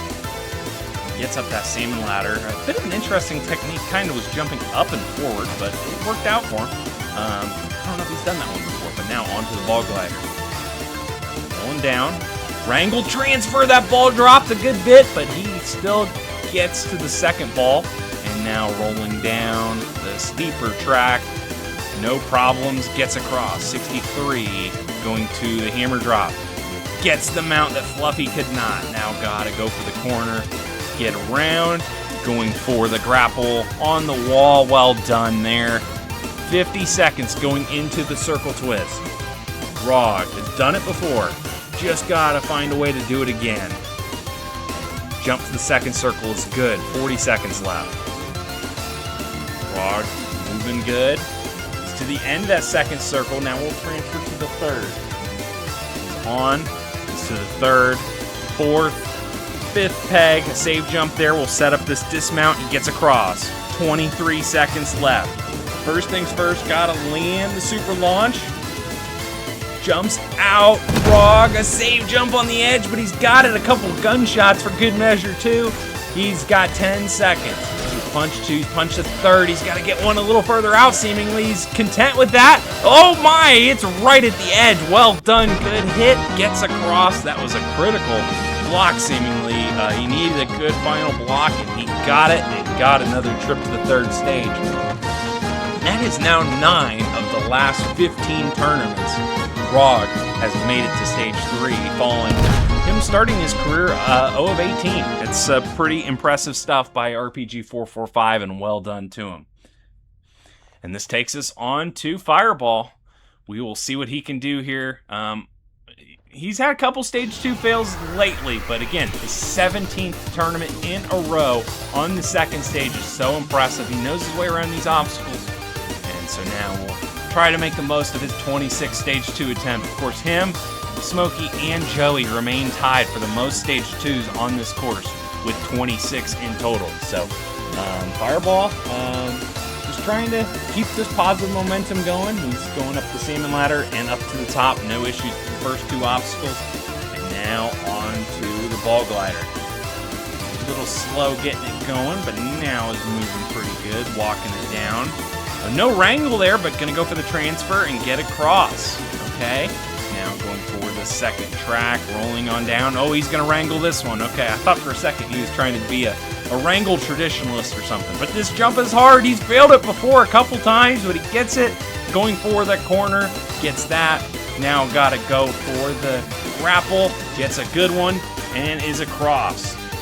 51 on the clock as he will now take on the circle twist. Jumping his way around that first circle with great speed. He's to the second. He is keeping it moving. Well done there. Going for the third. He's there. 34 on the clock. Fireball gets to the final peg. Dismount onto the super launch. He failed it in the last tournament of the Mongoose version in tournament 23. Can he land the Warthog version? It's a narrower platform this tournament. A weird save jump, kind of jump for the edge of the platform, but it's fine. He's got time in hand, seemingly. He's punched a bunch of blocks. 5 in total, and they're all in good spots. Fireball will clear with 5.91 seconds left. And we will see him on stage 3 for the 19th time. He extends his lead over Weapon Matt that I believe he picked up in the last tournament. He broke that tie with Weapon Matt on 17 stage 3s. He got 18 last time. He will take on stage 3 for the 19th time now today. And now we have Smokey Massacre, another competitor that is on the verge of 50% on stage 2, but he would prefer to clear because if he fails, he would fall to 50%. He's 13-25 currently. Smokey smoothly through that first obstacle, similar to something on his Black Belt map, which if you haven't gone and tried that, or Black Belt Warehouse, they're incredible jump maps. So Smokey, as good of a forger as he is a jumper seemingly, and of course through that salmon ladder, no problem. Our competitors are just demolishing that obstacle, it seems. And now, the ball glider. He's taken him out a few times in the past on Halo 5 in the early days. Oh my, almost had it rock backward on him. We've seen a couple competitors do that in the past, and some have saved it, some have not. It's a little dangerous, but good recovery there by Smokey. Gets across and is onto the hammer drop. Good mount there, kind of a bunny hop mount. Kind of hit his head there, but is fine. Going for the grapple, and kind of a float there in the air, but that is fine. Gets across, 50 seconds. He's going to skip to the third. It looks like he's going to go for another skip to the fifth. We've seen competitors go for the skips in the past from the second to the fourth, and that's an interesting way to modify the technique and go for 2 skips regardless. Keep that pace up. We're seeing Smokey do a fine job on this obstacle. He's around to the final peg, going for the dismount across. Now, like Fireball, failed to super launch a couple tournaments ago. The platform is the same as it was then, but you're jumping out of the Warthog now. Smokey on the edge! Another incredible save jump. Our competitors are nailing these save jumps. That first block was not very good, but he's got a couple good ones, and now a good last one. Seemingly it's a 4 jump. Oh, just about. A little close for comfort, but still good enough by Smokey Massacre. He clears with 6.03 seconds left on the clock, and I think that's Joey. He wanted to move that a little closer. Man, that was such a close jump to that last block. I didn't realize to the extent of how far that jump was, but he was able to pull it off and get through. Well done to him. And now it is Joey. Can he continue to demolish the second stage? Of course, the only time he failed this stage was the Super Launch in Tournament 32 on this game, but otherwise he has been so consistently smooth, strong, finding a way to get through. He's only failed this stage 4 out of 25 times, but every time is a different adventure, a different challenge. Got to keep your eye on the ball. He gets through the salmon ladder once again, and now it is the ball glider, shooting it down, rolling down that first track, gonna wrangle, get to the second ball. Now, second track, rolling down, wrangle, dismount. Oh my goodness, a huge dismount, overshot the middle stair where the grapples are, so I had to kind of go backwards. That's unfortunate from time, but I don't think it bothers him too much. He's fast enough as is. Gets the grapple, gets through the hammer drop, will punch that wall. He's done that before. I don't know if he just likes to punch it, or if he's got some sort of message that I don't know. That's a Joey question, I guess. But he is moving smoothly through the circle twist, making all the jumps, going now for the third circle, gets to that, and working his way around. He's to the final peg, a save jump to set up the dismount, find across, and now he will hop in the Warthog. Take on the super launch. Nobody's failed it, but it has been difficult. A lot of close saves and a save jump at the edge, but he gets across. And now, 15 seconds for the bridge maker. He's got 3 blocks. That third one maybe didn't roll as far out as he wanted, but it still was fine. He just used those first 2. Gets the job done with 8.51 seconds left. And Joey Davis, once again, moving on to the third stage. And he is the 10th stage 3 out of the first 14 runs, meaning if Free clears, the clear record on this stage that was set in the last tournament could be broken again. Free got to execute all these obstacles, but a save jump there, a little bit of hesitation on that 4th beam, thought he might have fallen off, a save jump on the 5th as well, but gets across. So that new first obstacle really did a whole lot of damage on him, no fails. But he's onto the salmon ladder, he is climbing his way up. Bit of a speed check obstacle for him. He can't go full steam ahead. Just got to take his time to execute all those jumps, but he gets that. No problems at all. And on the ball glider. Free. Never failed this obstacle before. Gonna go for a wrangle. Oh man, he shot it forward as he's in midair. That's maybe a different technique, but it works out. Look at the speed and gets across. Now, the hammer drop. Free will mount it. Going for the jump around. He's gotten that. Gonna go for the grapple. Hit the wall. Slide up. 54. Going for the circle twist. Oh, he's gonna take the skip from 2 to 4. Kind of what our competitors used to do. That's perfectly fine. He is always a man of speed, and he is showing some speed here and efficiency. He just finds a way to move at a brisk pace, and he's doing it again. He's on that final peg, gonna dismount and get across. 30 seconds. Most time we've seen to this point. Can he land the island? Free. Save jump, he's good. 20 seconds left for the bridge maker. Sends a first block flying really far. Is happy with those 3. Gonna use them and get across and beat the Klaxon, the only competitor to do so. And he, with 11.91 seconds left, has become the 11th competitor into the third stage. This stage has been so difficult in recent tournaments, and then the last couple tournaments, our competitors have just figured this stage out seemingly. Well done to Free, Joey, Ravalis, Tricky, Smokey, Fireball, Cyan, Tunvi, Rog, Sonic, and Pedro on being the record-setting group into the third stage.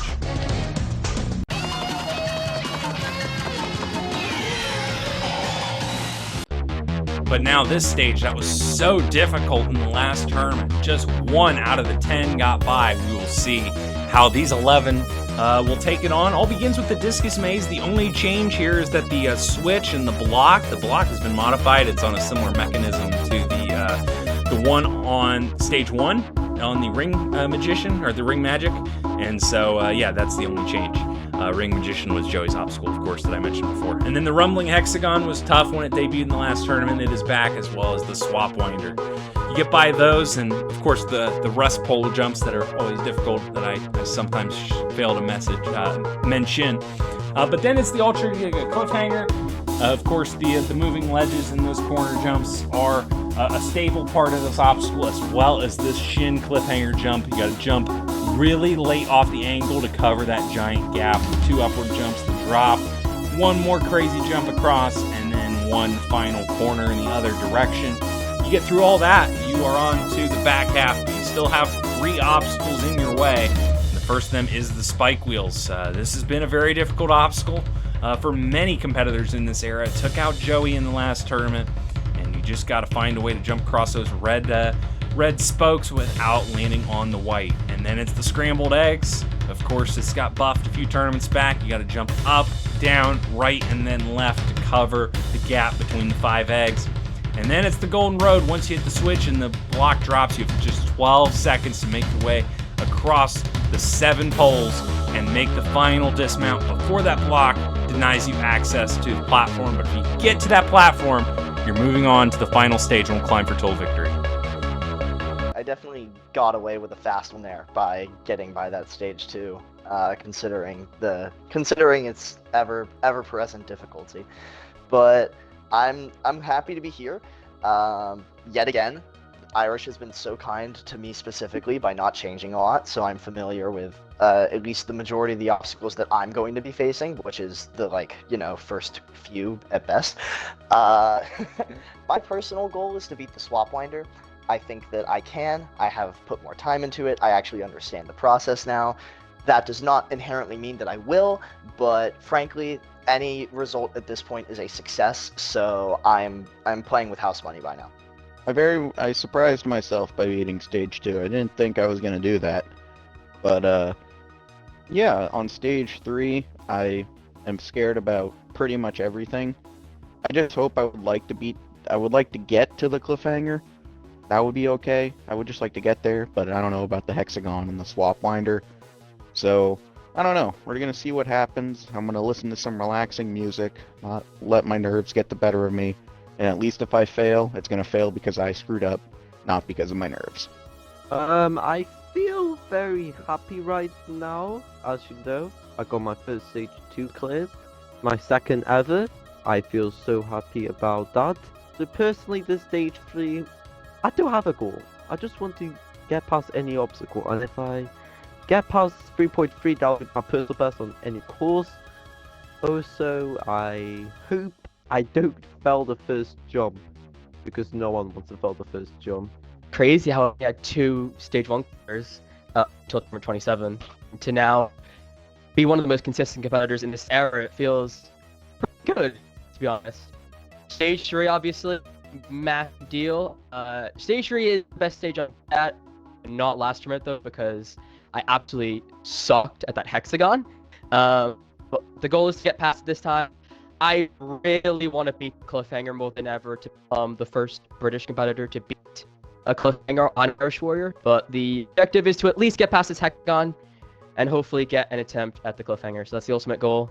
Stage 2 was pretty nerve-wracking. I honestly didn't expect to make here, but stage 3, no chance. That's all I'm going to say. Cliffhanger is going to be dead of me. Maybe I can be better than last time, but it's not sure. I'm really excited. Oh, I cut it a bit close on stage 2 with the time and just my overall run at that last obstacle in general. It was a little close, but we got the job done. Back here on stage 3 for a 4th time in a row. Feels nice. Last couple of tournaments, it's been the swap winder that's been the bane of my existence, so hopefully it'll be 3rd time's the charm. Hopefully you can get back to that cliffhanger. Who knows, maybe I'll finally get through it, but we'll have to wait and see. Stage 2 was honestly kind of a roller coaster. I felt pretty good going into the run. The run was up to par with my standards. I mean, we got through it, so I can't really complain. But as far as this course behind me, I've got stage 1's number, stage 2's 50-50. This stage has my number absolutely every single time I've been on it. I can do every single obstacle on the stage. I've done it in practice. I've done it in previous tournaments. It's just putting on that 100% run in real time. Obviously, this cliffhanger behind me has 4 or 5 just extremely tough jumps that you cannot make a mistake on. If I can get through the cliffhanger, I see a pretty good chance of hopefully getting to the last obstacle and getting through the stage, but there's a lot of tough obstacles that I got to go through one at a time. So happy to be here, but definitely trying to put on a good run and get back to the final stage. Yeah, beating that stage 2, it always feels good. I've been a lot better at it on Infinite than I ever was at Halo 5, so, you know, I'm glad to be back on stage 3, but I am still pretty disappointed with how my last stage 3 performance went. So I went into this tournament from the get-go. My whole goal was just do better than I did in Tournament 34, and right now I've got an opportunity to do that, so my mind is on that hexagon.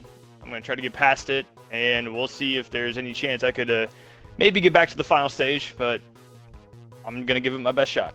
Stage 2 felt pretty good, especially when I almost overshot the dismount on the ball glider. Going into stage 3, I have no idea how I'm supposed to feel right now.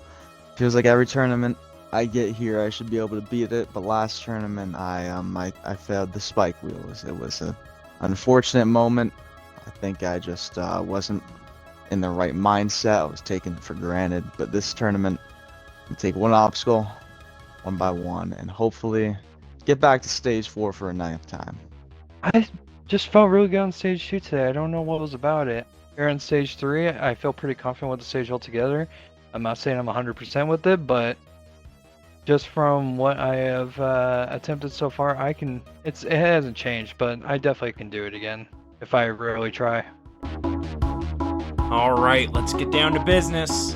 11, the record field, and the first of this group is on the rocks and then jumping down. He always keeps it interesting. Sonic fan, back here for the 4th time. The first time in an odd-numbered tournament. That's a fun fact. But yeah, he will take on the 7 difficult obstacles of this stage. No time limit. First of them being the discus maze. He's to the 3rd. Taking his time. Going to the 4th. Up to, ooh, little close to the 5th, but up to the 6th. And now gonna line up the first drop. Save jump is good. Now, we'll go for the 2nd one.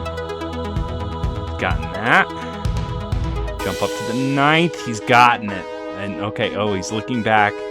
He's done some shenanigans in the past, so I gotta keep my guard up. But he is through the first obstacle and on to the rumbling hexagon for his first time. Gets a good first punch. As you saw in the last tournament, your strategy is so important on this obstacle. However you take it, you just gotta find a way to keep it under control. A big punch. He got 3 rotations there, but a good save jump there at the edge of that. Now again, remember the rule. You cannot shoot this unless you are moving it back into position on the guide rails. And so he just did that there perfectly fine. And now getting these good punches. He is getting closer to the end of it. Oh, look at this. He's doing some maintenance here, trying to make sure he is in a good spot. And now we'll shoot away, trying to get it straight and centered. Oh, whoa, that might have been a whiff there. Good. Oh my goodness, a huge punch somehow clings onto the edge. Wow. Sonic, another big punch. A little bit more in control on that one. And now looks like he's considering a dismount. Nope, now he's going to crouch and get it all the way to the end. It goes hard against those stopper poles. but gets to the end, and Sonic Fan, he will straighten out the hexagon. That's very kind. It's not as easy as, some of the obstacles we've seen in the past where, Smokey has reset the ball and Ninja Warrior Halo and stuff, but I digress. He somewhat reset the hexagon into a flat spot. A save jump there at the end of the first ledge of the swap winder, and now big jump to the second. Sonic will get it. He failed this in Tournament 32, trying to get some revenge today. Gets around the second corner. Now lines up the jump to the third. He's got it. And now getting around the third corner, too far out. Sonic Fan cannot stick, and he is out on the swap winder for the second Stage 3 appearance in a row. It is such a difficult obstacle, and it claims him yet again, but a great tournament, and well done to him, and we'll see if he can get back here and maybe get some revenge on that. But in the meantime, we have Pedro. The 11th time on this stage. Of course, Tournament 30 was such a big deal. He was so happy to finally get that 10th Stage 3, and he's been so good in this era. This is only the third time he's gotten to this Stage 3, but both times he's attempted this Stage 3, he's beaten the cliffhanger. So I'm hoping to keep it rolling, maybe go a little further and get to the final stage. He's made both drops on the discus maze to jump up and gets through and on to the hexagon for his first time. Good punch there. Well, he's kind of far forward, but that's fine. Just kind of trying to walk it down, seemingly. It's another good punch there. Yeah, kind of trying to go for one at a time, it appears. I know that first punch he got 2 rotations, but whatever works. Oh, there's some shooting in the background. Hopefully they don't shoot the hexagon, otherwise we've got to invoke our crack security team. But yeah, no, Pedro looking good. Keeping it under control. Slow and steady. Does in fact win the race seemingly on this obstacle. Look at the slow rotation on that one, but he is fine. Of course, Pedro with that incredible run in Tournament 11 where he made the final stage. He failed the wobble coaster in Tournament 10. Somewhat of a similar obstacle to this as far as the duration of time. So just got to keep yourself focused all the way through it and just find your way to the end. It is painful, but Pedro has made it happen. Now climbing up those rust poles to take on the swap winder. First corner. Good rotation there. Gets to backside, and now transfer to the second is good. Again, the transfers are all the same, but those support walls get wider as you go. Pedro jumps to the third. He's gotten that. Corner on number 3. That's where Sonic just failed, but he has avenged him. Jump to the fourth, a little close, but he gets a good save jump right on the edge. Another good save jump. Pedro, just the dismount to go. Oh, close there as well. It wasn't pretty, but it was good enough, and he is on to the cliffhanger. Can he find his way through for the 3rd time in a row? Pedro going for the drop. Save jump is good. Gonna go for the first crazy jump. Gonna jump up to the first slanted ledge, and now he will have to time this up. Again, the moving ledges have 4-second intervals, up and then down. Got to time it. Pedro slides but gets it right. And now first corner jump. Pedro jumps around a save jump on the end, but he is good. And now jumping to the angled ledge. This is such a big jump. Can he find a way to get this again? He's going to run up. Go for it. Pedro! Not enough. Pedro finally succumbs to the super difficult Ultra Giga Cliffhanger. But another great tournament for Pedro. Awesome to see him once again get to Stage 3. It's always a pleasure to see him go far in this course, and hopefully he can continue to put up solid performances here. Well done to him. And of course, you got to appreciate him 35 tournaments in a row. One of those perfect attendees, as we now have Jun Sato Cyan, the only newcomer to this 3rd stage out of the 11. And, of course, he mentioned this being his 2nd ever Stage 3. I believe the only one he had before this was the Flame tournament most recently, where he was the only person to beat Stage 1 and then beat Stage 2. So, a bit bigger crowd here on this Stage 3 as he gets the first drop. Now going to go for the second drop. Save jump is good. And now the jump up to the final one. He's gotten that. Gonna save jump, stick it, take his time, perfectly fine, no time limit for a reason. And now Cyan taking a second, shooting the sky for some reason. And now we'll pull out the sword to attempt the Rumbling Hexagon. See what? Oh, he's kind of going on the far left. A big punch forward, and it's too big. And Cyan, that's how quick it can end on the Rumbling Hexagon. That was quite a punch. He did like a full spin, and it stuck the ledge. That was impressive. Unfortunately, the style points do not save you and keep you going. He's got the crowd chasing after him now, seemingly. He's going to try and keep going, but again, his run is unfortunately over. Now somebody, I think that's Elite, trying to, I don't know what he failed the jump. That's unfortunate for Elite. But we do have to move on to Tricky Cyrus.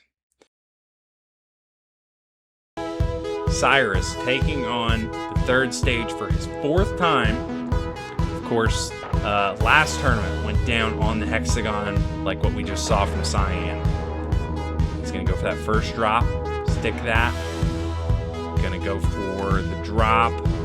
It's good save jump on the second one. Jump up to the 9th and will dismount and be back to the scene of the crime. He's taking a second, looking at the crowd here. Oh, me and a big punch. But he stays on. Oh, another big punch. Cyrus keeps it under control. That is fine. Oh, a weird lag situation going on here, but he is moving his way down, making it happen. Another good punch. Quite a few rotations, but keeping it under control. Oh, a whiff there, and then a big punch. It's going to get to the end. Saves it at the end. Almost had too much forward momentum. Almost overjumped it. Oh, look at the lag in the frames. Crazy stuff going on, but he is trying to frame his way to the end. Going to take some crouching there and set up the jump to the second peg. Get around the corner. And now, setting up big jump to the third. Oh my goodness, these frames are crazy. But he gets around the third corner. And now, gonna look and set up this jump to the fourth. Cyrus, more lag. Oh my, close on that corner. Almost got stuck by the wall, but gets around just about. Just the dismount. Frames again, but he is fine. Tricky Cyrus is back to the Ultra Giga Cliffhanger. We'll see if he can beat this for his first time. First time attempting this since Tournament 28. It's been a little bit. We'll see if he's figured it out now. This is going quick here. Already to the first moving ledge. Can he time this right? Cyrus jumps across. He's gotten that. Now, corner jump. More frames, more lag. He's lagging his way to the end here. He's trying. Going for the, oh my goodness, more frames and craziness, but he gets a good late jump, and now he's gonna side jump these two upward ledges. Oh no, never mind. He side jumped the first one, up the second one. He is finding his way through. And now the drop down, but he's taking a lot of time. Seemingly, this could be a drop and then an immediate jump for the moving ledge. That's what he's done. Save jump, he's gotten it. Tricky Cyrus. Now, gonna go for the corner. He's gotten that. And Tricky Cyrus, for his first time, has beaten the Ultra Giga Cliffhanger. He talked about wanting to be the first Brit through that obstacle, and he has done that. A little close there mounting. Almost fell into the white. That could have been a disqualification. But he is now off on the spike wheels and through that first one. And now, the big jump to the second. Gonna go for a big jump there. That could have been dangerous, trying to limbo underneath the black support bar. He is fine and gets across the second one. Good job on that big upward jump at the end of the even numbered ones. That jump has taken out so many people, been such a thorn in people's side, but he gets through that, gets through the third wheel, dropping down to the fourth. Now 3 pegs to go, now 2.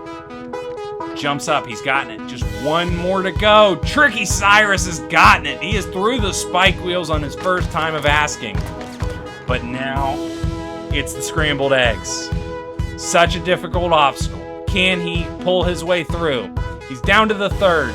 Right to the 4th, back left to the 5th. He has handled it. He's gotten it. Tricky Cyrus is one obstacle from the final stage. It is just the golden road in his way. Can he go fast enough? Execute the jumps. He is off. He's down to the second, taking a second to set up that big one to the third, takes a save jump. The clock is ticking, 5 seconds. He's got to keep it moving. Dropping to the 6th. He's got to go to the 7th dismount. Oh my goodness, Tricky Cyrus, barely by the skin of his teeth, just as the wall was coming up, lands it, and Tricky Cyrus on his 27th appearance will be going to the final stage for his first time. Unbelievable stuff. And it almost came unraveled here on this golden road. I mean, took a save jump here once he landed the third one. That ate some time. And then here on the 6th, he didn't really...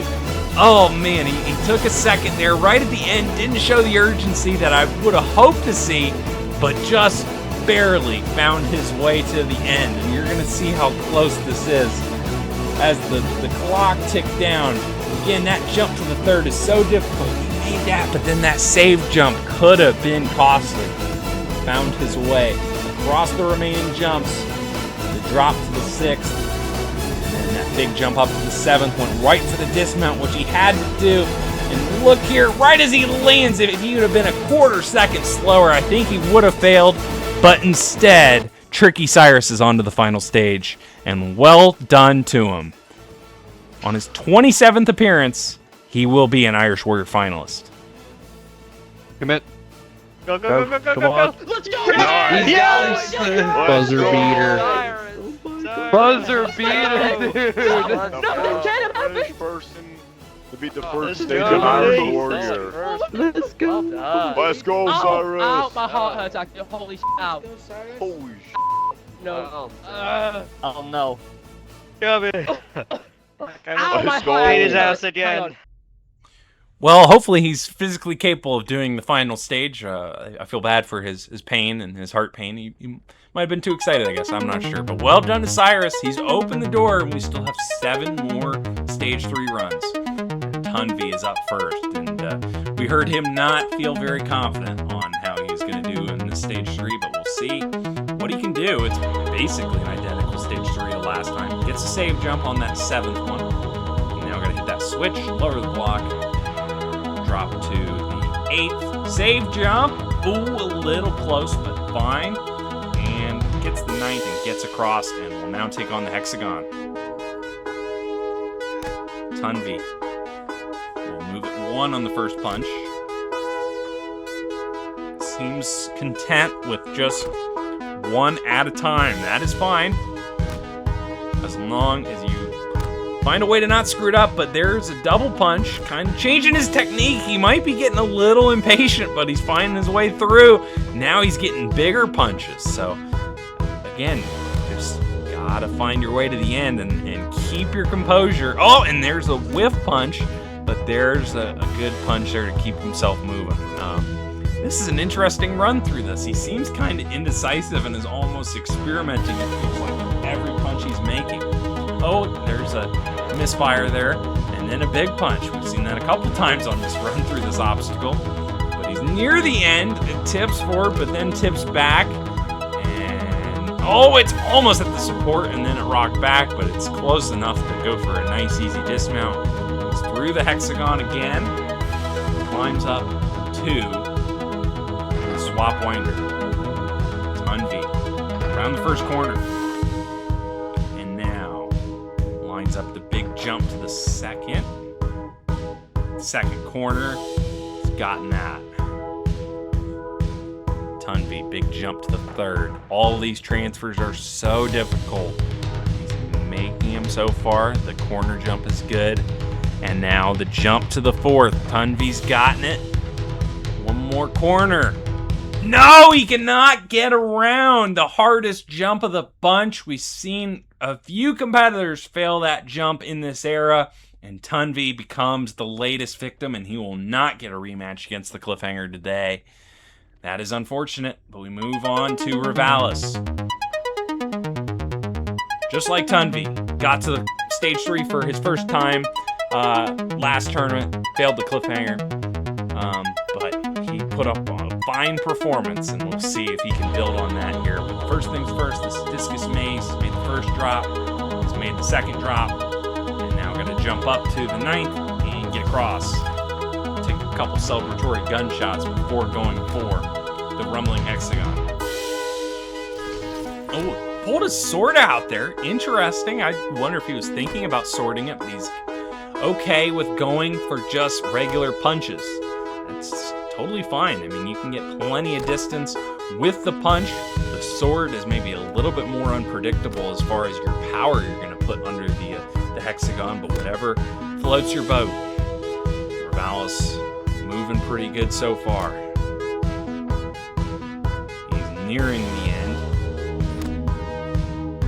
That was a good punch there. That should put him in position to dismount, and it does. And now taking his time on these bars up to the swap winder. Don't want to overlook anything on a stage 3. And now this obstacle that just took out Tunvi. He's hoping to get that rematch with the cliffhanger, and this is the only thing in his way. First 2 corners were good. Going to the 3rd, he's got his good save jump. Going around the 3rd, he's gotten that. Going to the 4th, he's gotten that. This is the jump. Tunvi just failed a save jump. He's gotten it, just the big dismount. Ravalis is back to the Ultra Giga cliffhanger. Can he find his way through this monstrously difficult obstacle? He's made the first couple jumps, dropped to the 4th, save jump there, jump across to the 5th, jump to the angle, now setting up. He's gonna have to wait a cycle, it appears, and we'll go for it. He's gotten it. Ravalis onto the corner jump. Oh my, he's gonna walk it through. He's gonna wait a cycle here. Okay, come on, Ravalis. He's gonna go for it. He's gotten it. Ravalis onto the 2nd face. This shin jump is so difficult. Ravalis, safe jump. He's gotten it. Now the 2 upward jumps. First one is good. Gonna line up the 2nd. He's gotten it. Ravalis. Now, it looks like he might be stealing a page out of Tricky's book, going for the drop and immediate transfer. He is. He's gotten it. And now 1 corner stands between Ravalis and beating the cliffhanger. He's going to do the same thing here. He's going to ride it out. It's difficult to time it right. Can he do it? He's gotten it. A save jump. He sticks the ledge. And Ravalis, on his 3rd appearance, has beaten the Ultra Giga cliffhanger. This man has so much talent, and we are seeing it in spades, and he is just 3 obstacles away from the final stage, and he just saw Tricky do it. He knows what can be done. He knows how to do it. Can he execute these difficult obstacles? Spike wheels. First wheel is no problem. Going for that drop to the 4th peg. It seems to be the strat that everyone has gone for in recent tournaments. And now the big jump up to the 2nd. Oh, a little off. Didn't land on that white though. Oh, that would have been a DQ if he would have landed it. A 3rd try, no cigar. Oh man, he's kind of losing his composure a little bit. He's got to get the perfect spot, perfect angle to jump up and kind of around. Oh, just about. His left foot landed clean on it. He is good, avoids a DQ. He is fine. And now dropping down the 3rd wheel, going to the 4th. Ravalis drops to the 4th peg. To the 5th peg, a save jump. Ravalis jumps up to the 6th. And now 1 jump to go. He struggled with the earlier version. He hits his head. And Ravalis cannot recover. And that jump that has taken out so many people in this era, it's been the stopgap of this obstacle, and it takes him out. And man, that is unfortunate, but a fine performance from Ravalis. And in just 3 tournaments, we've seen his growth, development into a definite contender. And well done to him, a great tournament. And now we have Rog. Again, I talked about it during stage 2. Just his growth and his talent has just really shined here on Halo Infinite. He has taken that next step. His 9th stage 3 in the last 15 appearances. Save jump on the 7th discus, that is fine. He's going to drop that block and kill Elite MKB in the process. Unfortunate for Elite, but kind of funny as well. So drops to the 8th, that is a good jump there. And now jumping to the 9th, he's gotten it. Just the dismount. Looks like Elite will now ride alongside him as Rog will set up the hexagon. He beat it last time, can he do it again? He is taking his time, getting it lined up. And a soft punch to get him going, but he gets a rotation. That is fine. Second one is good.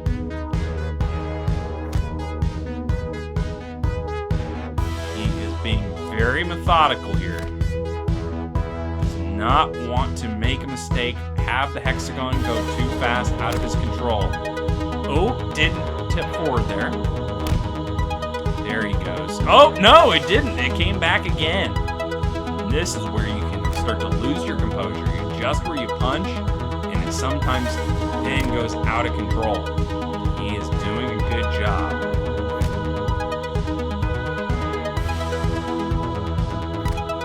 Another punch forward. One little inch forward at a time. But he's making it happen, avoiding any mistakes. He wants another attempt at that swap winder.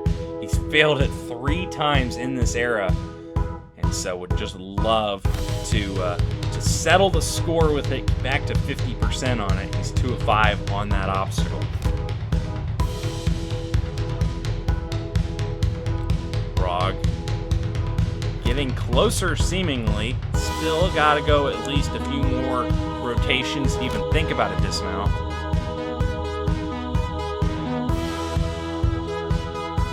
Cameraman's feeling frisky. He's going for his 2nd spin while Rog's been on this obstacle. But Rog is making it happen 1 rotation at a time, inch by inch.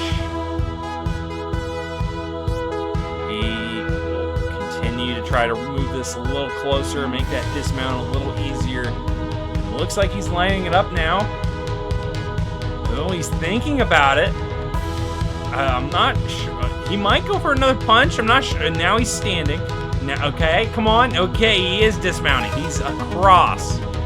Rog. Man, that took a little bit, but he's now got Elite there. Oh, he almost biffed the jump. That would have been bad, but he's fine. He's got Elite there rooting him on. Oh, Elite will die for the 2nd time during this run. But now Rog will take on the swap winder. We got him in tournament 33 and 34. Can he get by it today? He's going to go down that left side.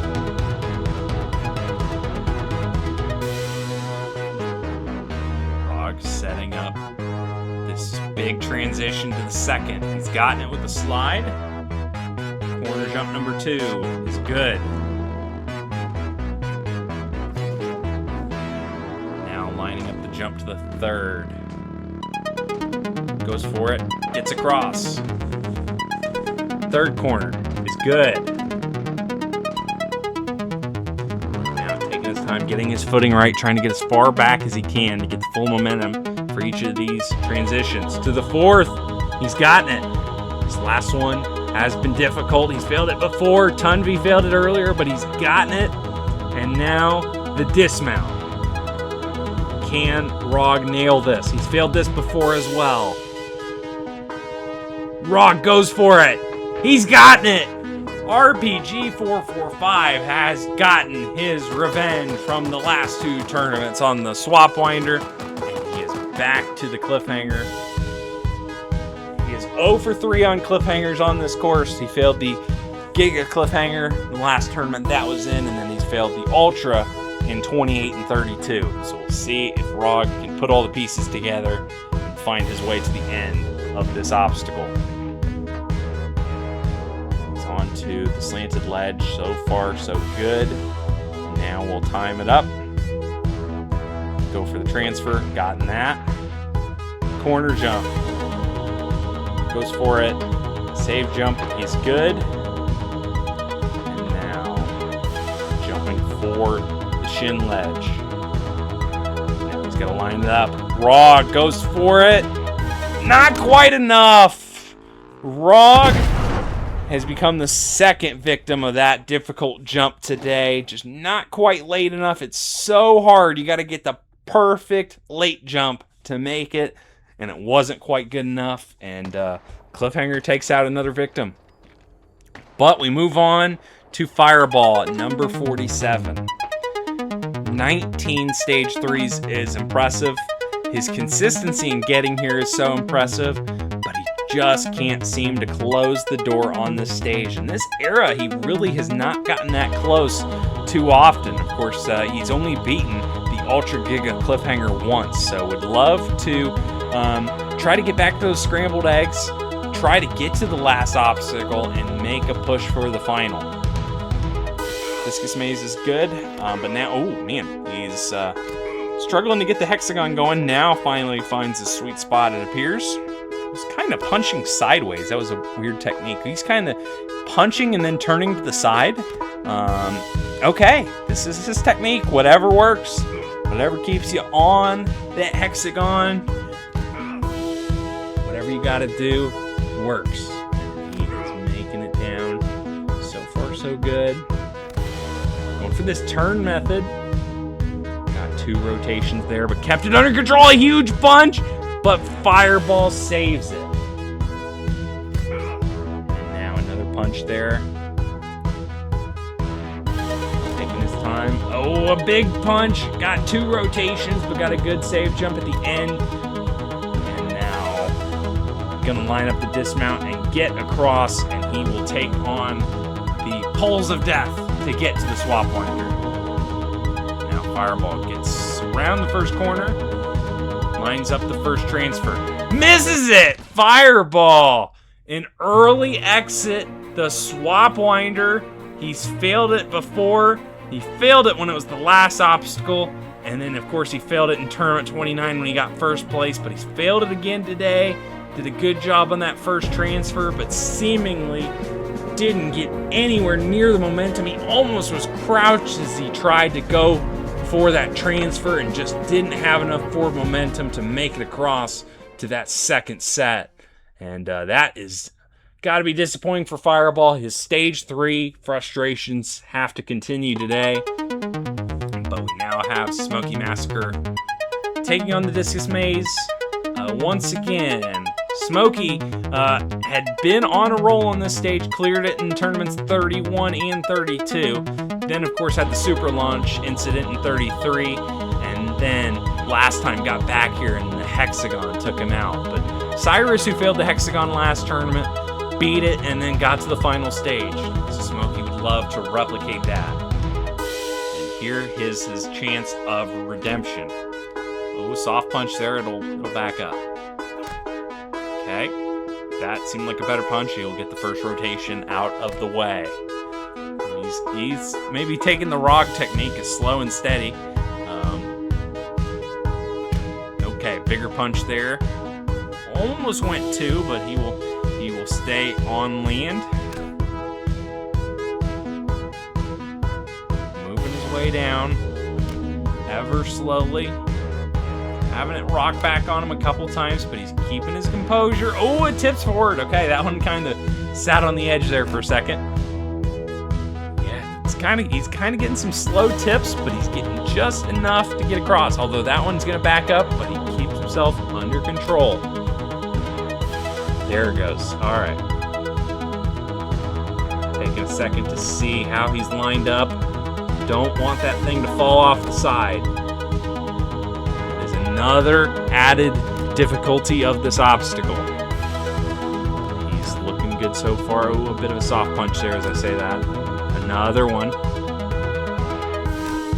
Third time's the charm, yes. Now taking a second, looking to line it up. See if he's on track, and it seemed like pretty good there. He got 2 rotations there. He might have just modified his spot accidentally, but that's okay. Now back in rhythm, it appears. Even with that misfire, there's another good punch. Oh, that almost tipped forward, but he's okay. And that one will slowly tip forward. Smoky Smokey, another slow, steady turn. It looks like he's gonna try and get it all the way to the end. Oh, no, I lied. He goes to the dismount and gets across, and he looks back. I, of course, reference it. He is rotating it back. Okay, at least one rotation. Yeah, it'd probably take a little bit to reset it manually. That's why we have reset switches and stuff like that. But Smokey onto the swap winder. Just watch Fireball fail this. Smokey lining up the jump he just failed. He's gotten to the second one. Gets around the second corner. Goes to the third. He's gotten it. Gets around. Going for the fourth. He's there. Corner jump. He's there. One more big dismount and he will beat this obstacle again. He's gotten it. Smokey is back to the cliffhanger. He'll punch that sword. I don't know. He likes dropping the sword every now and again, and he did it there, but yeah, he's on to the cliffhanger. Save jump there on that second ledge, that is fine. It's up to the third. Drop down to the fourth. Crazy jump across the fifth. No problems there. Up to that slanted ledge. Now gotta time it up.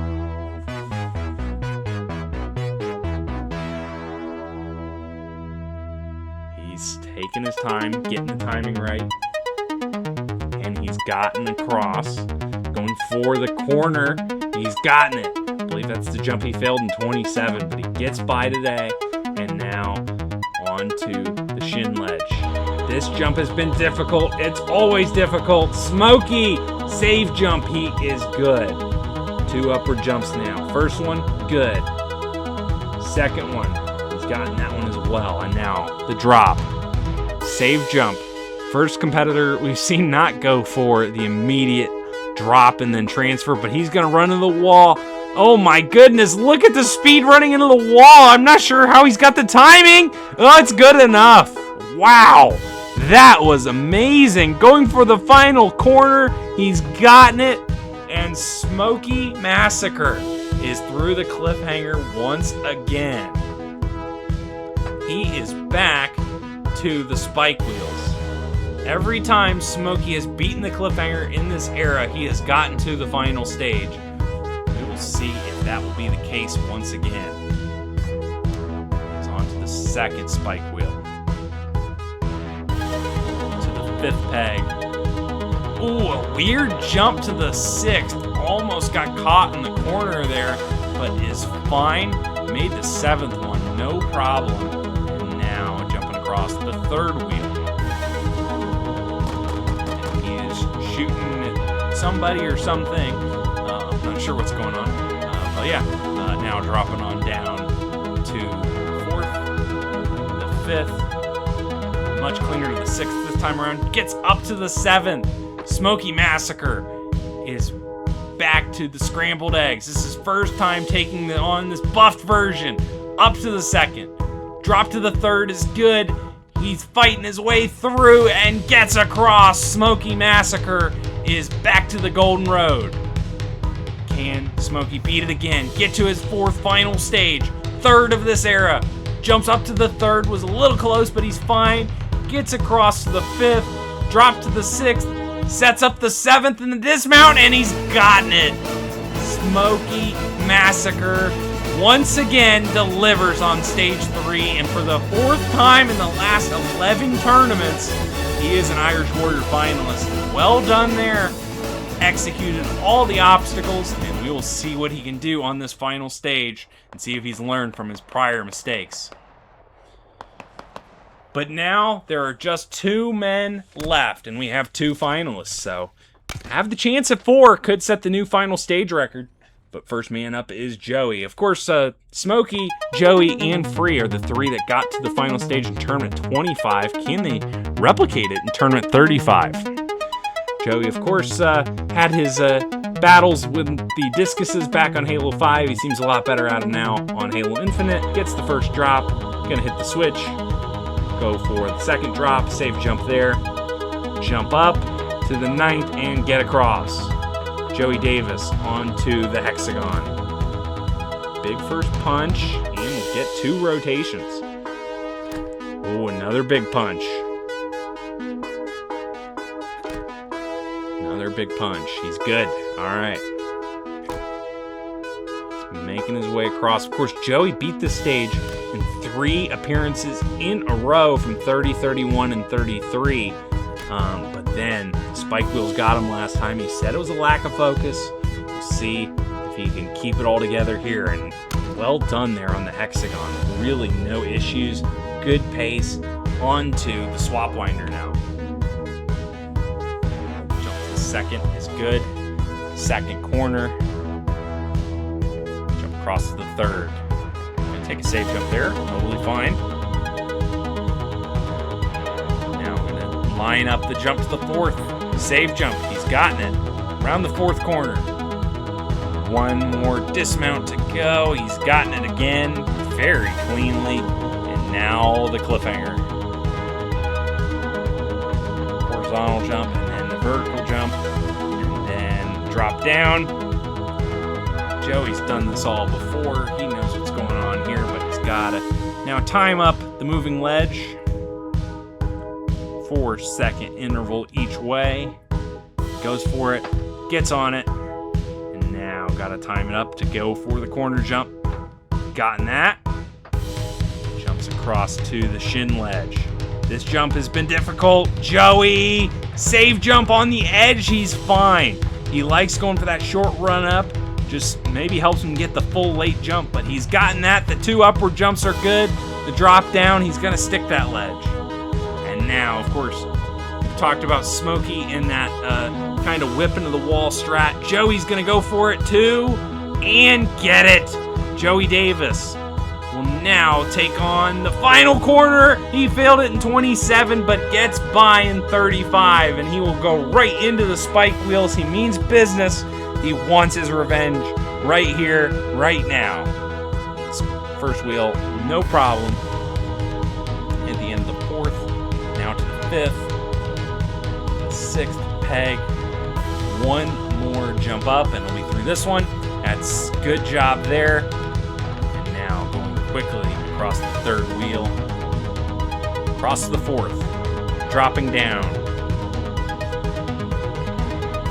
up to the fifth, up to the sixth. Now this is the jump. Joey, clean, well done there. He's gotten his revenge. He's back to the eggs. Up to the second, drop to the third, a little close, maybe a little lag, but doesn't matter. Joey Davis back to the golden road again. Can he better his record? Can he get to the 9th final? He's lagging all over the place, but he's making it across. Bunny hop down to the 6th, up to the 7th, the dismount, and Joey has gotten his 9th final stage. And he continues to show his dominance over stage 3. And that is the 5th time he will get to attempt the Era 4 final stage. Well done to him, Joey Davis. Nothing more that really needs to be said. He is just so impressive on the stage 3. And now, Free M Motor Wreck has the chance to set the all-time stage 3 clear record. We set the record on stage 2, and now Free, if he can replicate what he did in the last tournament, he could. Oh my, a weird save jump there in the first drop. Going for the second drop, another interesting stick. He's almost jumping into the center of the poles, and it's kind of pushing him off, and he maybe made that a little tougher than he needed to. Might have been worried about the edges of those circles, I guess, but either way, Free will try to go full steam ahead here on the hexagon like he did last time, it appears, with a huge first punch, and there's another good one. Free, trying to get to the fourth person to the final stage, his 4th final stage individually as well. Free. So far, so good. Of course, last tournament became the closest of anybody to total victory. He could taste it. He wants it bad. And so far, so good. Oh! A Bach there. He backed himself up, going up the poles. But totally fine. That's kind of that keyboard awareness that we sometimes see from Free. He kind of jumps up and backs himself up smoothly and safely. And he's just flying through the swap winder. no issues so far. Gets around all 4 corners, gets all the transfers, gets the dismount. He's back to the cliffhanger. Free MMO. Go for the first jump across, jump up. Now we'll set up the drop down, go right for the other wall. That seems to be what a lot of those PC competitors have done in the past, but he gets across. Good timing there. Corner jump. Save jump there is fine. And now he's on to the big shin ledge. Can he get the late jump across? Free save jumps and is there. First jump up is good. Taking a second to line it up. The second jump is good. Free. Now we're going to line it up. We saw Cyrus and Ravalis time it out. It looked like he might be doing that as well, and he is, and Free MMO gets across. 1 jump left.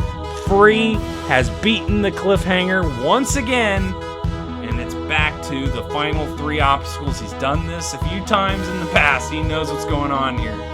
We'll see if Free can pull it off once again. Jumps across that first wheel, no problem. Second wheel to drop down. Across to the 5th, 6th. Oh, box that jump to the 7th. Just gotta get a little higher, a little bit more angle. That's the way to do it. Good correction, good recovery there. Third wheel, no problems whatsoever. Dropping down to the 4th. He's just got 3 pegs left. 5th, 6th, up to the 7th. And Free. Smoothly through. Had that hiccup on the second wheel, but so really good after that otherwise. And now the scrambled eggs. He failed it in tournament 33. Beat this version in 34. He's 50-50 on this. Drops to the 3rd. Across the 4th and the 5th. And Free MMO is back to the Golden Road. On the verge of history. Could we have 4 final stages on this course? Can Free execute this obstacle? It feels tailor-made for him. It's all speed-based, but you gotta execute. He just about gets up the 3rd. Now, going across to the 5th, drop to the 6th, up to the 7th, the dismount. He is across, and Free MMO once again moving to the final stage. And like Smokey, it'll be his 4th final and his 3rd final in this era. And so, in fact, we will have the entire crew from Tournament 25 attempt the final stage, but they are joined by Tricky Cyrus to make up the record-setting group of 4. And as for the fails, we saw 7 of them. We saw Cyan on the hexagon, 3 swap winder fails, 2 cliffhanger fails, and Ravalis down on the spike wheels.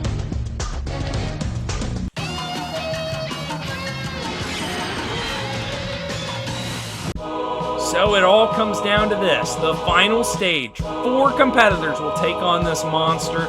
Nobody's been able to figure it out yet. Our competitors have gotten closer in recent tournaments, but now we'll see how they handle these obstacles in this tournament, all beginning with the supermarket tower, the 3 supermarkets and the 2 mini castle walls. You got to negotiate.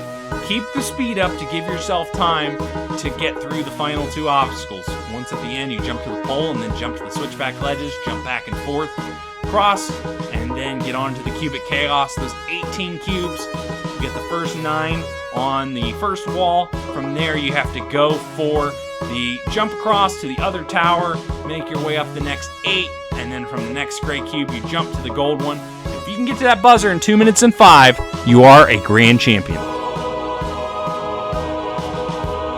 I was a nervous wreck after I finished stage 3. I mean, I genuinely didn't think I would be able to. The goal was just to beat the cliffhanger, but to somehow prevail through to this final stage, it feels actually really emotional to me, because I've been doing this for so long, 27 tournaments. The fact it's taken this long to get this final stage, it feels incredible. Straight up, I don't think I'm gonna get total victory, even though every time I've made a final, there's always been a total victory involved. Sadly, I do not think I will be the one to do it, but maybe there could be someone else who could potentially do it. That stage 3 run, it was nice to get that revenge. Again, I was very disappointed in how I performed in the last tournament, so I didn't necessarily think it was going to be another final stage appearance for me, but I will gladly take it. And as for this final stage, Obviously, I'm 0 for 3 on it. It would be nice to not go 0 for 4. I know that there's an incredible group of jumpers here with me on this final stage, and all of us have the same goal in mind. But yeah, I'm going to give it my best shot. I would love to get total victory, but honestly, even if I can't pull it off, I'm just delighted to be back here. Stage 3, I actually felt pretty smooth, at least the second half, which is kind of crazy, because that second half scares me a lot. Being here for a 9th time, that feels great. It's also really crazy that I've not been to this iteration of the final stage more times than the previous one, which also makes it kind of sad that I have failed it 4 times, and I really need to win. It's been 10 tournaments since my total victory. We're here in tournament 35. I'd really love to get this win. Got all my supporters here, Snaz Flame, and I'm gonna give it my best shot. The only thing on stage 2 that really bugged me was honestly Destiny Road. I was so scared of messing up those higher jumps, but I managed to lock in. I take it slow and easy, and still had enough time to get past that wall before it came back up. So I'm happy to be back here, being my 3rd time on this final, dude. Like, it's time. It's time to get going. I can do this. I've been near the top twice now. And I'm hoping I can actually conquer the course, finally. Well, it all comes down to this. 4 competitors will take on this tower, and the question is, any of them, or how many of them, will be able to get to the top within 2 minutes and 5. First man up, Tricky Cyrus. His 27th appearance, the most attempts it's taken anybody to get here for the first time. He is off.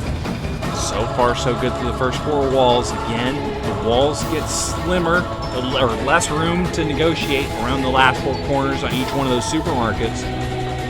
He's losing a little bit of time here, but gets around that in about 22 seconds. Now the castle wall. First one, he's up, lining it up, taking a lot of time. Gets up the second one and gets through 92 seconds. Not the greatest pace, but again, hopefully he can pick it up here a little bit. Tricky around the 4th.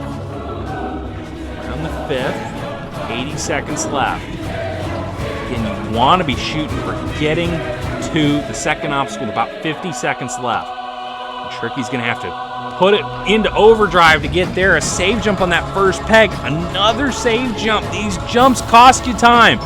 He gets up to the top. He's got 61 on the clock. He's got to move. He's going to probably be less than 45 once if he gets through all of this. He's got 4 more walls to go. He's to the 6th on the final supermarket. He's on the verge of beating this obstacle, but then it's going to have to be a full steam ahead race to the top. And he is now to the switchback ledge, 37 seconds. He's got to go. Cyrus to the 3rd, 4th, 5th, 6th, the 7th, the 8th. He's going clean, but he's losing a little time. He's got to get up. He's to the 9th. He's to the top, and now he is on to the cubes. Come on, Cyrus. He's got to push it, and I don't think he's going fast enough. He's got 13 seconds. 10 seconds. He's coming up on the transfer across. He's made it to the 10th. He's up to the 11th. 12th. It's not going to be enough for Tricky Cyrus. 1 cycle short. Times out jumping between cube 14 and 15. And he is going to make it to the top, but it will not be enough. Just a little too cautious at the start of this run on the supermarket tower. And I think that just cost him a total victory, but an incredible first effort on this final stage by Cyrus, but not enough. Keep going, man. Keep going. Those save jumps costed you, man. Those save I don't jumps know. costed you. That's pretty good for a first attempt, though. On the, I don't know. That's I'm pretty not good. gonna hit it. I'm only gonna hit it if I get total victory. Yeah, good that try, was man. really good. Oh man. It's just Yeah, that slow was on that At least you got to actually. the top, man. I was Not many about can to say say. that. You I'm look sorry, guys. I good. couldn't deliver. You know what to What are you you know, talking the Did your thing best, is, Tricky. That you was know a what great to attempt. you know what to do now. It's a great Next- tournament, Tricky. I was really slow on that castle wall, and honestly, I was considering doing a sideways strategy, but I generally thought that was gonna, make me fail. But at least I beat them. That's all I can say. I could have gone faster on the supermarket. On the bright side, though, at least I didn't make any mistakes on the switchback ledges or the stupid chaos. But I had very little time to, complete the rest of the stage. And that's all it is. The final stage is a very difficult stage. It is an honor to get to this point. I never thought I was ever going to do it in my entire life. But I'm extremely grateful for this opportunity. And this tournament as a whole has been a great roller coaster. And I really hope someone is going to one-up me and get that total victory and usher in a new era. Well, one man has gone by the wayside. Still a great tournament for Cyrus, but now we have the three that have attempted this stage before. Smoky Massacre is next up. Can his experience from tournaments 31 and 32 and 25, where he was so close to winning, will it fuel him to get to the top in time? He is off. Smoky knows what he's got to do. He knows he took it maybe a little bit too safe on the supermarket tower in the past. Looks like he's moving at a good pace so far. On the first 6 walls, going to the 7th, now the 8th. He's around about 20 seconds, maybe 21, not bad. Up the first castle wall jump. These jumps are tough, but he gets up smooth. 96 on the clock. He's about 3 seconds up on Cyrus already. Now, got hung up there a little bit. Just got to avoid little mistakes. They eat up at your time, but he's doing good. And up on the end of the second supermarket, it's around onto the final castle wall. Jumps up. One more jump to the other side. He's gotten that. Jumps up. 70 seconds left. He's about on the pace. If he keeps it up, he'll be right about 50, getting to the last 2 obstacles. That's about where you need to be. Come on, Smokey. Gets around the 6th. Around the 7th. One more corner to go. And it will now jump to the bar and get onto the switchback ledges. He failed this a few tournaments back in tournament 31, but he's beaten it twice before. He's moving at a good pace. He's making all the jumps across. He's to the 9th. He's to the 10th. He gets the jump up to the top, and now 32 seconds left. He's onto the cubes. He's to the 3rd, the 4th, keeping a good rhythm, good pace.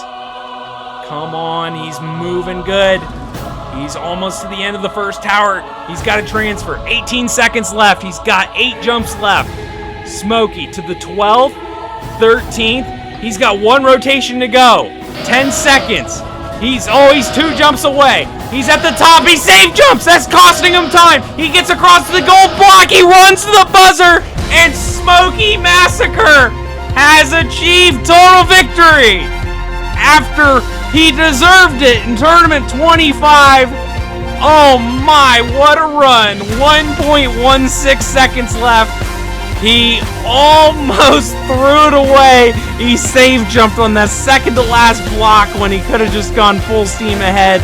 But thankfully, Smoky Massacre has etched himself into the history books. That save jump, oh my goodness, my heart skipped a beat there. But thankfully it was enough, and Smoky Massacre has achieved the 4th total victory in this course's history. He is the 3rd grand champion. Yeah, you won. Yay! I will take it. Good lord, man! Shout out! That run was 100% sponsored by White Monster. Is that a record? 35 appearances before getting total victory? Because my goodness, it's been a long time coming. You know, my 4th time here on this final stage. It feels like such a relief to finally say I could defeat it and get total victory. So I'm honored to be an Irish Warrior Grand Champion. Very proud of that run, and more so than anything, I'm just excited to see what comes next, because we still got 2 of the best in the game left to go with Joey and Free. You know, maybe the entire Tournament 25 crew could all get total victories right now. That would be a sight to see. But either way, I'm delighted. This is the highlight of my career on Irish Warrior. So thanks to the few people who are here watching, and thanks to everyone else who will be watching later. Hopefully this inspires someone to get onto the course and put their best foot forward in the future. Wow, what a moment for Smokey on his 35th attempt at the course. He can call himself a grand champion, but we are far from finished. Joey Davis, he achieved the third total victory, and now trying to achieve the fifth and get his second total victory to match Weapon Matt. He has struggled with this final stage, though, in this era. He's just 1 of 4 of getting to the last obstacle. We'll see if he can pull it off, though. So far, at a good pace to this point. Looks like he's put some work in maybe on some supermarkets. That was very fast through the first one. And now the castle wall first jump up, second jump up. Look at this pace, 27 seconds through the first section. He's 3 seconds up on Smokey, who did the first section fast. Joey appears to be determined. He appears to finally realize that he just has to put some hard work in on some old supermarkets and castle walls. He might have finally taken my message to heart, at least to this point. And now the second castle wall. First jump up is good. The second jump up is good. He will not fail the castle walls like he did in 30 and 31. And now one final supermarket around the first 4 walls. Around the 5th, got caught up a little, but fine. Around the 6th. Oh yeah, one more corner to go. He is to the pole. He's at about Smokey's pace, 50 seconds left. But he is going full steam ahead on the switchback ledges. This is dangerous, but he is going fast. He's to the 9th, he's to the 10th. He beat that in about 10 seconds. Very impressive. He's got more time than Smokey. Can he execute this cubic chaos? He's done it before. Joey Davis. Around to the 8th. He's to the 9th. He's to the corner, the transfer. And now the second tower. Joey to the 14th. 1 cycle to go. Oh, he's looking good. A couple jumps left. The jump across. The jump up. And Joey Davis has matched Weapon Matt. He is a 2-time champion. And for the first time in Irish Warrior history, we have multiple total victories in the same tournament. And Joey Davis with 5.93 seconds left. What a phenomenal performance on this final stage. On a stage that he really put up 4 lackluster, not really having a chance to win efforts on it. He demolished it. Joseph! Did you do it? Yeah, I think you did. You had more time this. Let's go, say, baby! You had History even has more been time. made. I was about to say he's faster than the last fucking time.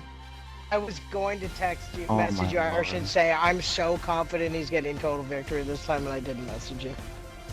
I have never, in my entire Halo jumping career, 6 years of it, had a smoother final stage attempt than that right there. I legitimately felt so confident throughout that entire run. Like, everything was smooth. The castle wall was my biggest concern. As soon as I got the first one, I got into a bit of a rhythm. I was planning how to do the second one. I felt like I did the second one even faster than the first. And then the second obstacle, I've done that many times. I just wanted to make sure I didn't slip up on the dismount. And the cubes, I took my time a bit. I knew I had the time, and it's really poetic, it is. 10 tournaments since I won for the first time. Tournament 25, and here we are in Tournament 35, and I am now 2-time Grand Champion alongside Weapon Matt. And it's cool, I got a faster time this time in 25. Man, it feels great to be a Grand Champion with Smokey Massacre as well. It really brings me back to the Tournament 25 days where it was me, Smokey, and Free, and obviously Free still to go. He could make it a trifecta. That could be unbelievable. It's never happened in Halo jumping history, a triple total victory, but I'm very happy with this run, and I'm looking forward to see how Free does. Well done to Joey. And now the question is, can he get his third total victory in the future? But we still have one more man to go to try to make his own history. Smokey's throwing swords again, trying to root on Free to join him as a grand champion. And their careers are very similar. They both failed the final in Tournament 25. They've both failed this final twice. Smokey got his total victory. Can Free set Halo jumping history? There has never been a tournament with 3 total victories and Free is trying to change that today.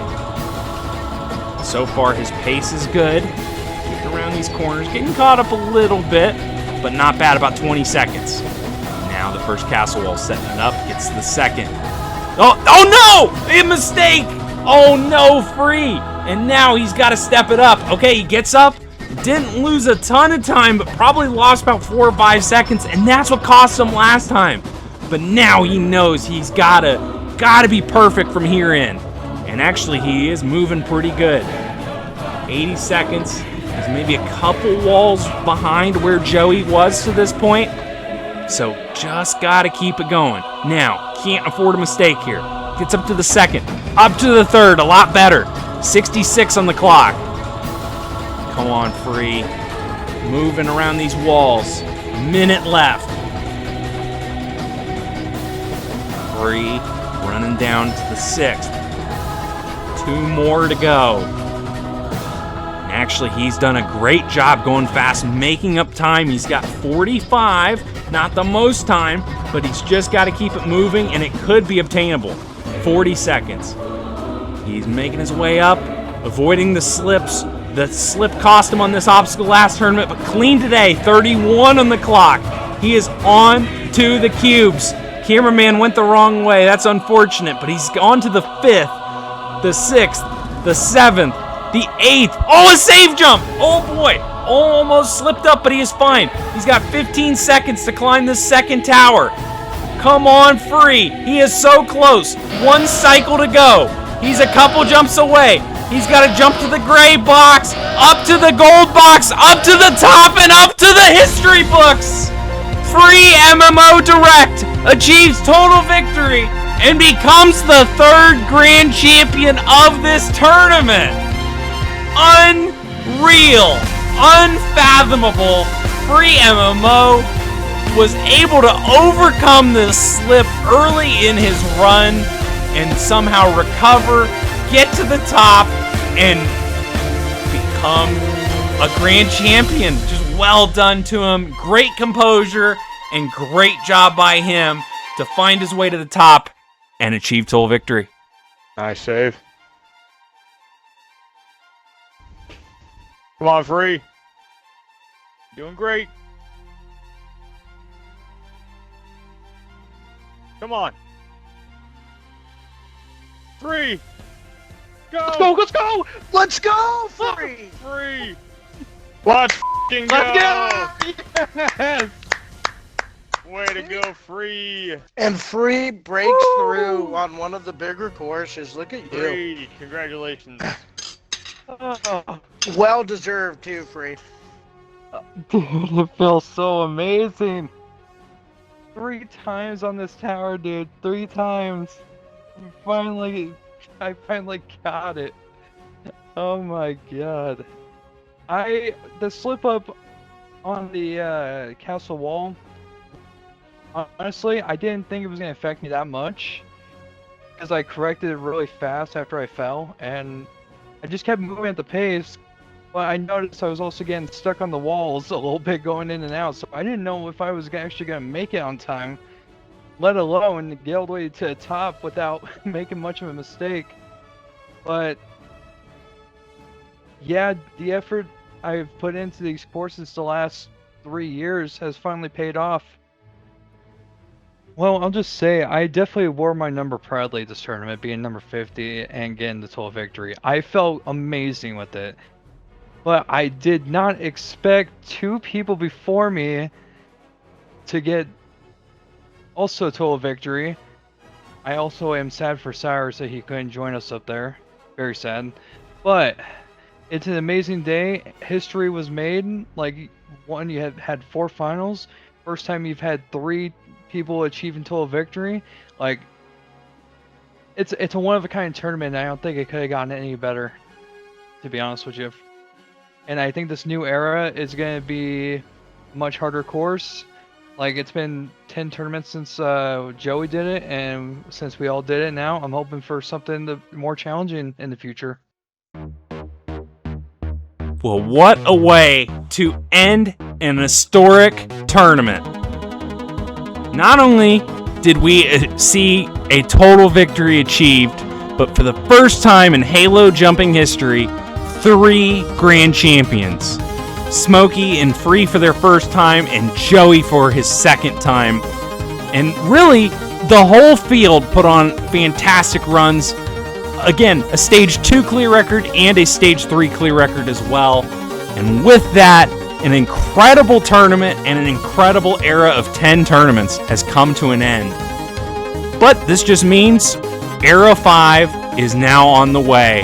And the stage is set for our competitors to take on an all-new course. And the question is, who will step up? Will one of our now current Grand Champions be able to do it again? Or will somebody else take the next step and become the next Grand Champion in the next era of Irish Warrior? Those are questions for the future. And with that, an incredible era, an incredible tournament have come to a close. I appreciate you all watching and supporting this course, and can't wait to see you in the next tournament for the Era 5 renewal. It's going to be some fun stuff. So thanks again for all your support. Thank you for watching. Can't wait to see you next time on Irish Warrior. And once again, congrats to the new Grand Champions.